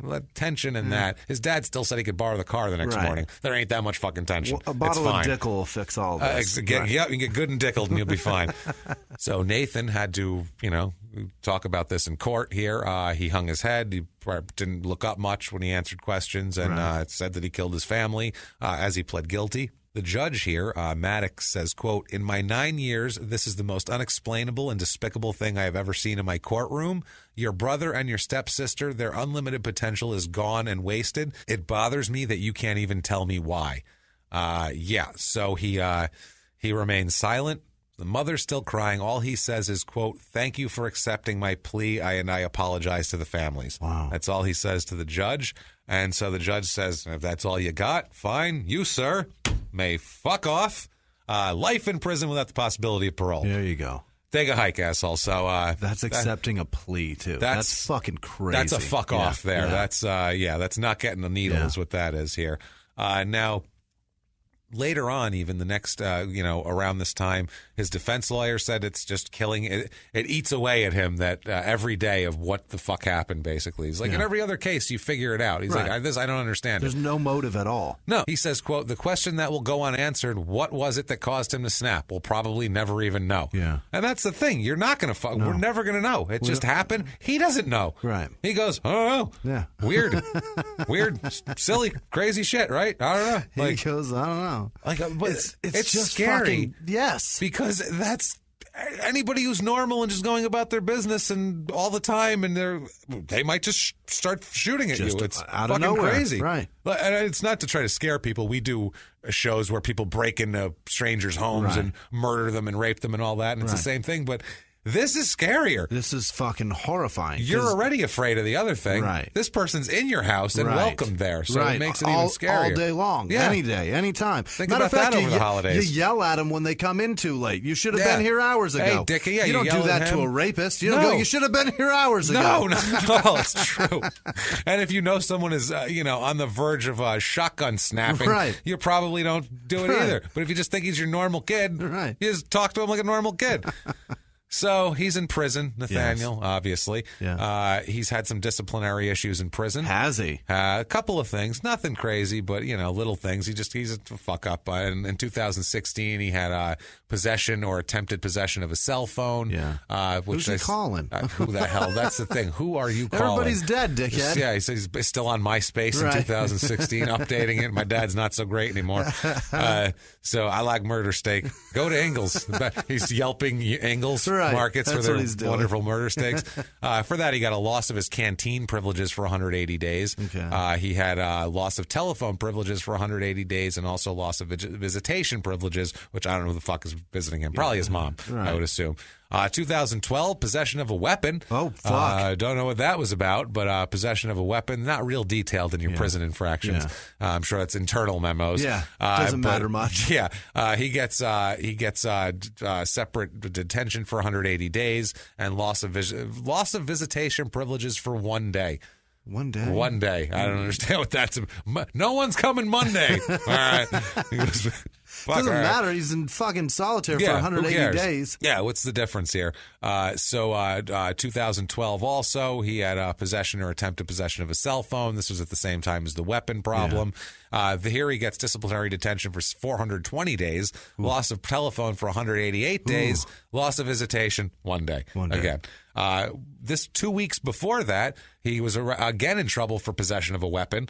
For that. What is he doing? So I don't know if someone's after him or I don't know if he's a blonde-haired, blue-eyed kid that he's not very big and he's kind of thin and shit. He's like 6'2", but I think he's like $170 or something. So you better have a weapon. You better defend yourself. He's no shotgun this time. Loss of telephone privileges for 360 days out of this one, but then they added 188. They keep adding it on there. 1 day of loss of visitation. In 2011, again, possession of attempted possession of a cell phone. Same deal. 720 days of loss of telephone privileges. Yeah. Loss of visitation privileges, 720 days. Wow. Maybe that's why they were adding one each time, because it was already 2 years with no visitation. Right. He's just fucked. Now he's had jobs. He was a machine operator in 2000. 2014, he got transferred out of that. He was a general worker a couple times. He was a food service aide in 2010 and 11. He was actually taken off of that job for unsatisfactory job performance. Don't you fuck up. If you murder people, we'll figure it out. If you go to prison and you're not even good at your food service job, I'll fucking find it. You understand me? I will find this shit and tell everyone. Food service You job. Can't even scoop fucking They should have known. He was fired from McDonald's. How's he going to fucking have some... Thank you. Exactly. How's he going to put together prison food? God damn it, Jimmy. That's brilliant. I'm telling you right now. Also, too, he was a line operator there and got transferred, and a wash rack attendant. Okay. He has earned 0 education credits during incarceration as of March 14th, 2007. He's lost 2 of the worst food service jobs in the world. Yeah. He's a fucking moron. Let's just say that. Samuel Dixon, Andy Dixon, the dad here, is buried at Robinson Memorial Gardens in Easley. Taylor is buried at the Robinson Memorial Gardens in same place, and they have a nice headstone for Taylor talking about baseball and something on there. Nice. It's a sweet thing right there. The ladies who were killed there, they have their private burial information, so whatever. But that's that. That is Easley, South Carolina. Holy shit. And that is one of the strangest, oddest, weirdest, just... It's so strange. Yeah. It's one of those cases. It doesn't happen, ever. It's so rare for those things to happen. Lately, we've done cases with a lot of motive, where it's like, oh, this person broke up with him, and then he was pissed, and she was going crazy out with jealousy. Somebody's jealous, or this. We've had a bunch of these lately, where you were like, oh, clearly they wanted to get something out of that. Like they were killing to try to get a head on something. Whereas this is just like, nope. For no reason. Super weird. Don't understand it at all. 4 people are dead for nothing. People are dead for goddamn nothing. Jesus. That is that. If you enjoyed that crazy-ass story, you're a weird son of a bitch, but we love it, and that's what we love about you. And what you can do to show us that you love us is to get on iTunes and give us 5 stars. Doesn't matter what you say. It's not for our ego. You can go on patreon.com/crimeinsports and do that. You can donate there. You can make a one-time donation over at PayPal using our email address, crimeinsports at gmail.com, which we have an amazing list of producers. 7 pages. Crimeinsports.threadless.com to get all of your merchandise for us, like a lot of people had in Chicago for our live show. Wow, guys. Well, we wanted to talk about it at the top of the show, but there's people who don't give a shit. They just want murder and they want to get out of the way. So they're all gone now. Fuck those people. People who are on our team, basically, the way we look at it, our crew here, our real hardcore supporters. People show up. You guys showed up in force. Wow. You showed up early. You had your gear on. You stayed late. You drove from Wisconsin. Oklahoma. You drove to Chicago. Drove from Oklahoma. Hannah, right? Hannah Camerson, right? Yeah, drove from Chicago to Oklahoma, or from Oklahoma to Chicago. It's crazy. They flew from Minnesota. They drove from Wisconsin to Indiana. It was crazy. Kate Mira from Florida flew all the way to Chicago. She left the warmth to go to fucking Chicago. It was freezing in Chicago. So goddamn. I was shivering like a fucking chihuahua. It was so cold. Every time we went outside, we're like, oh, God, let's go back in.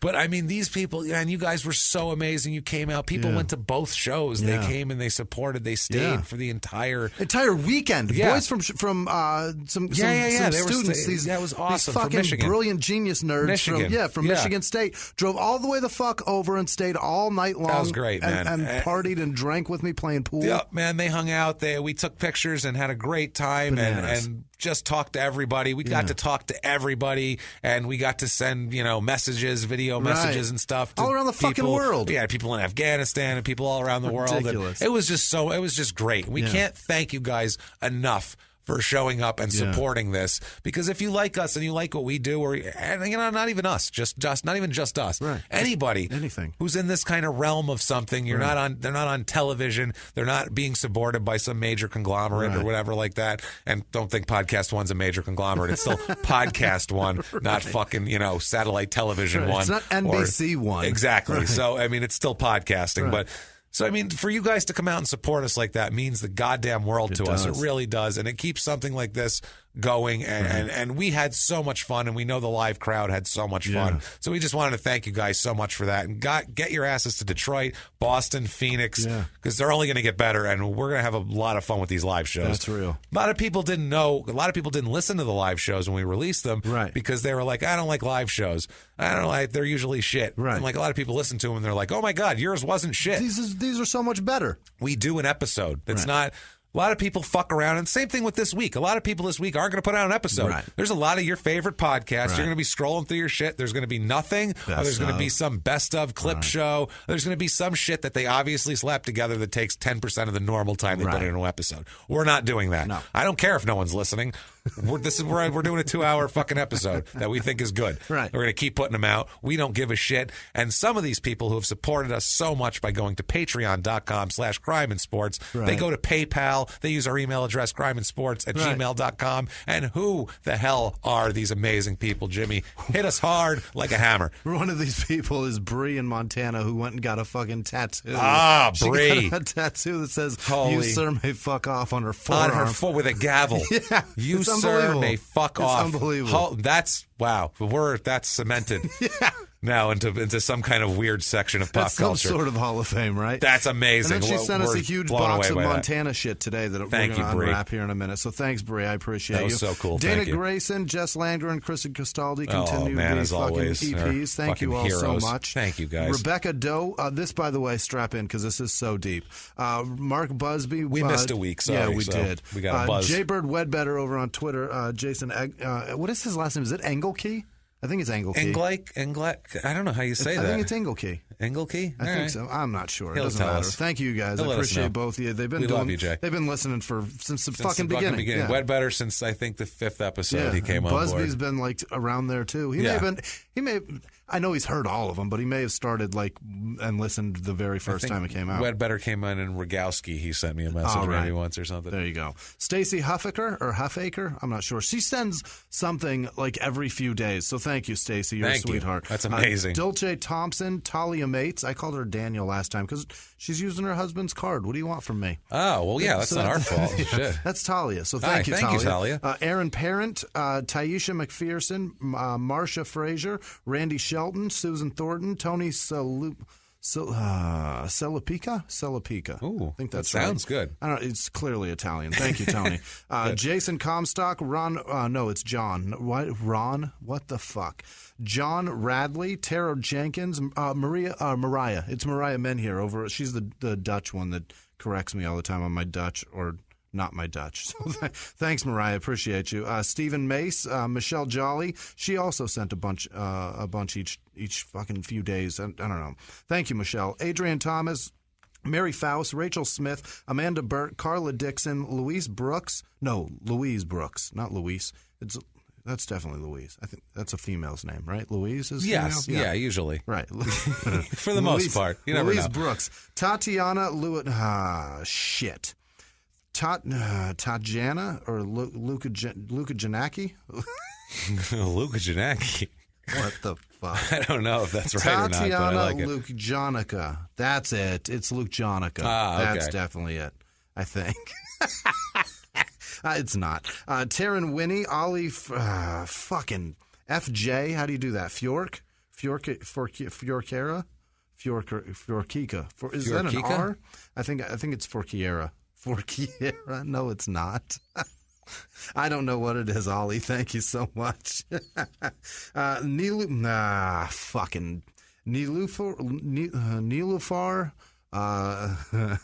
Rafsanjani. Oh, yeah, she's awesome. Yeah, but I don't know how to do that. I know. I don't know how to do that. I don't know how to do that. I don't know how to put my lips and tongue together and make sounds that are correct. Make that sound like a perfect word. But it's Rafsanjani. I do know that. So thank you so much, Nilu. I'm going with Nilu. Nilu Rafsanjani. She's terrific. Lewis Simpson, Susan Mannon. Yes, Susan Mannon. Peter Lafredo. Jeremy Rahman, Katie Heisel, who makes our maps for us. Yeah, Katie, she's the best. She's amazing. She sent us super Tell you sweet where donation. all of the murders happen. Yes. Keep an eye out. She's so cool. Thank you, Katie. Go to our Twitter page and find her. We retweet her every week. Katie, you're terrific. Thank you. Andrew Balcom, Molly Parker, Blaze Cruz. That's definitely Blaze, B-L-A-S. I think they've donated before. I can't remember. Thank you, Blaze. Denise Sanchez, Kathleen Thill, who sent us a care package, by the way. It was part of the mail that we opened this week. Oh, yeah. That was awesome. Kathleen did that. Thank you. Fuck, I can't remember off the top of my head. I know the Slim Jims. Sure. Yeah. Oh, yeah, that was Slim cool. Jims were in it, and there was another box, too. I forget what. Doesn't matter. James, thank you very much, Kathleen. I appreciate you. James Cook, Melissa Neufeld, Gregory Ray, Brant Taylor. He sent twice, by the way. He sent over on PayPal and then signed up on thank you. On Patreon. That blows us away. A few did that way. Thank you, man. We're thank you very much, that. Brant. Heather Millett, Justin Leukert, Aaron Barchuch. Thanks, Aaron. Oak Tree Vintage. I'm not sure what that is, but Google that, Oak Tree Vintage, and give them your business if you're looking for Oak Tree shit. Aaron Fandal, it's Fandal. Michael Malone, Abby Smith, Emily Wenner. She donated twice also through PayPal and Patreon. Thank you, awesome. Emily. You're a darling. Haley Hubbard, Sarah Bessler, Jen Eisenhower, Nick Laycock. That's Nick with that fucking last name again. Ingrid Stoke over in Norway. Thank you, Ingrid. Jared Hohe. That's got to be it. No, it's not. Heath Mauger, Richard Paul, Lisa Coltrane, Molly Hewitt, Darlene James, Catherine Bosley, Marissa De Leon, Carly Madison, James Stevenson, Kasten Johnson, Kimberly Hewitt, Robert Hernandez, TNT City Crafts. No, it's not. It's Tent City Crafts, I think. Okay. I think that's what it is. But it's TNT CTY Crafts. So whatever they make, go buy their shit. Yeah, Lauren Odom, Robert Madersky. Robert Madersky. Madursky. That's there definitely it. Madison O'Toole, Sarah Gilbo, Lux, Luxe 23. I don't know what that is. Google it. Hopefully it's Lux? Something to buy from. Yeah, Lux buy 23. some shit. Yeah. Jessica Stope, Riley Hotovi, Krista Pyra. Thanks, Krista. Jeffrey Geiler, Marla Grabber, Marcia. Was that Marcia or Marla? Damn it. I can't read my own writing. Marla, I think, Graber.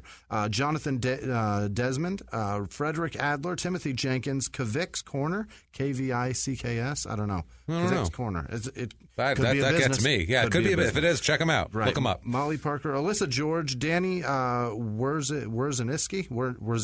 That's there it. You go. That Rachel sounds right. Bridge, Brenna Overy, Mindy Lum, David Long. No, Long. That's a G. David Long. That's it. Jasmine Monreal, Rost Olson. That's definitely it. I don't know. Andrea Samples, Emma Sykes, Form Systems Technology, Form Sys. I don't know. I'm not sure what that is. Look them up. There you go. If you need their services, use them. Siren Johnsgar, Emily Irvin. I think I said her already. She may have donated twice. She must have. Wow, thank you. Molly Parker, you said twice, too. Yeah, she definitely donated twice, too. Mark Saletti, Quinn Riley, Meredith Spencer, Cammie Rock, Kendra Fuller, Ellie Lepanin, Lee A.B. Hold. I don't know what that is. I may have written that wrong. Probably did. Abhold. I'll bet it's Abhold, and I have a space between A-B and Hold.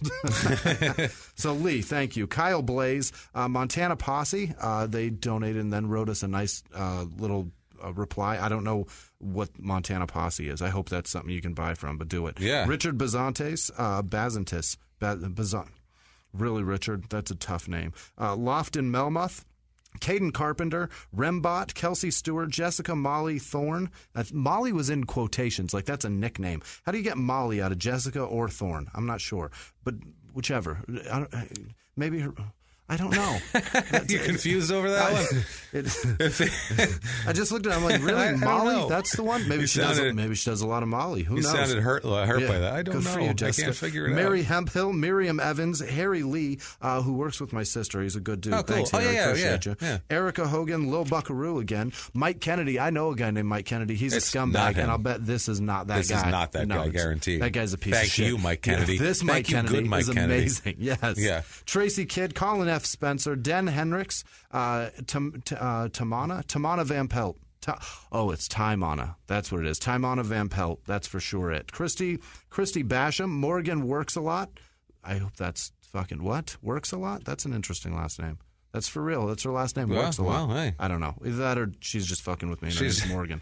Rachel Hatton, Brianna Krantz, Jed Llewellyn Lewis, Patrick Poitras, Jeff Watson, Helen Collinshaw, Rhett Stubblefield, which is a badass name. That sounds really cool. So country. It's like a movie character. Yeah. This is Rhett Stubblefield. You'd be like, that's a bullshit name. What are you doing?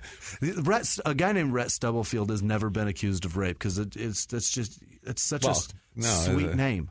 Well, it's just plus the women are falling at his feet. Yeah, you allow that man. You beg. You beg. You plead. Good for you, Rhett. Congratulations. Retta and Levi Cruz, Kim Olegas or Olegas. I'm not going to try. Jennifer Ross, Summer Jean, Jessica Lightke.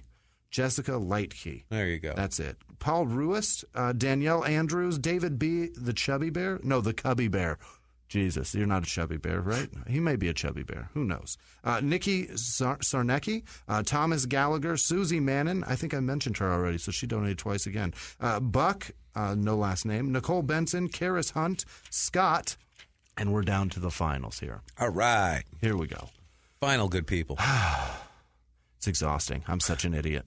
Gresham Fenton, Mariah Kelly, Tess Fahey, Saul Taylor Gowder, Kimberly Sprouse, Taryn Winnie, Andrew Davin, Lisa White, Gorilla Wolf, which is fucking amazing. Wow. I hope that's your for real name. I want that on a debit card. Mara Spencieri. Mara Spencieri. That's for real. That's good. Flavia Perez, Shane and Crystal Davis, Susan Nyhuis. This has been a fucked week. I am so terrible at this week. Matthew J. Homashak, Emily Wenner. Again, that's because she donated twice. Nika, Nicka. I don't know. Nika? Nika. Maybe it's Nika, but it could be Nika. Either way. Jen Armstrong, Jacob Blunt, Stephen Ward, Kenneth Zazaguli, fuck. God damn it. How am I so goddamn stupid? Kylie Miracle, Kevin. No, it's Chris, not Kevin.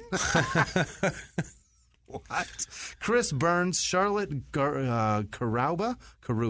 Charlotte Karuba, Glory Ward, Candace Chia, Crystal Payne, Crystal Gennaro, and then Katie Armour. Thank you guys. Holy fuck. Thank you guys so much. That was exhausting. My brain's going to explode. Exactly. But you know what? It's so worth it because what they did, they went out of their way for us. And we'll happily let our brains explode for that. So thank you guys. All. Thank you for coming to Chicago. Thank you for hanging with us. Thank you for sitting in every week. And thank you all for buying us drinks. What the Just fuck? everything. It You was guys bananas. were so cool, man. You did everything for us, including get me completely loaded. And if you enjoyed Drunk Jimmy at all on last week's podcast, thank you. And if not, I apologize. And if you want to get a hold of the show, you can do that easily on Twitter at MurderSmall, Small Town Pod over on Facebook there. You can find us there. And what if someone wanted to find someone such as yourself? If you want to find me, it is at Whisman Sucks, WHISMAN Sucks on Twitter, Instagram, and Snapchat. Find me and play along. I appreciate hearing from you guys. And I am at Jimmy P is funny. You can do that, or you could try to spell my last name, but don't bother. Just copy and paste, and just at Jimmy P is funny. Will do. Do that, and come back next week because we'll be coming back next week. And matter of fact, until next week, everybody, it's been our pleasure. Bye.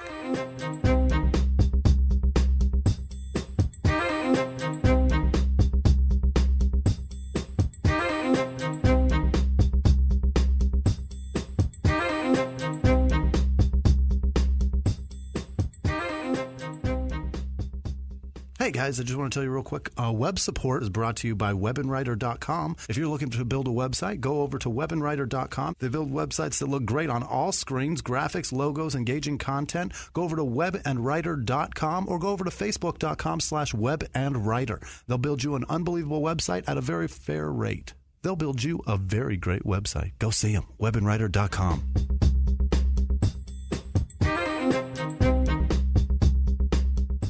Most people think Hawaii is pretty wonderful, but most people don't find changing planes quite so wonderful. Hawaiian Airlines is on it. We're now flying nonstop from Long Beach to Honolulu and nonstop from Oakland to Kauai. And we're flying advanced new Airbus A321neo aircraft. We're talking a modern, fuel-efficient marvel of aviation technology here. The plane matters, and so does the airline. Choose well. Find our best fares at hawaiianairlines.com. I'm Rita Foley with an AP News Minute. 5 southern states now wrestling with a lingering snow, sleet, and freezing rainstorm. Drivers have been stranded, airline flights canceled, and power's been knocked out to hundreds of thousands of people. One person died when a tree fell on a moving car. North Carolina got hit hard, says the Weather Service's David Roth. Areas around Raleigh received 3 to 9 inches of snow. Charlotte received 9 to 16 inches. Did President Trump direct illegal hush money payments to women during the presidential campaign? Democrats say if the allegation is proven, the president could be impeached or even jailed after he leaves office. Incoming House Intelligence Committee Chairman Adam Schiff. Well, I think we need to wait till we see the full picture. Iraq will hold a national moment of silence today as it celebrates the defeat of the Islamic State group. Today is a national holiday in Iraq. I'm Rita Foley. If you like Small Town Murder, you can listen early and ad-free now by joining Wondery Plus in the Wondery app or on Apple Podcasts. Prime members can listen early and ad-free on Amazon Music. Before you go, tell us about yourself by filling out a short survey at Wondery.com/survey. In the 1980s, a rosé swept the country. Hey, Mike, I really like this White Zinfandel. Well, good. Now put it down. We're going to try another one. White Zin became America's top-selling wine. But most don't know that this sweet drink has a sour history. What began in 1986 with counterfeit bottles. A big fraud, a multi-million-dollar fraud. Sent investigators chasing one of the most powerful families in the business, the Licciardis. But the closer the feds got to them, the more dangerous things became. It's a story of deceit. At the time, I was paranoid. Threats. You touch my kids, I will kill you. And murder. With a .22 caliber bullet to the head, What started with a scheme to mislabel wine spilled into a blood-soaked battle for succession. Welcome to Bloodvines. You can binge listen to Bloodvines exclusively and ad-free on Wondery Plus. Join Wondery Plus in the Wondery app, Apple Podcasts, or Spotify.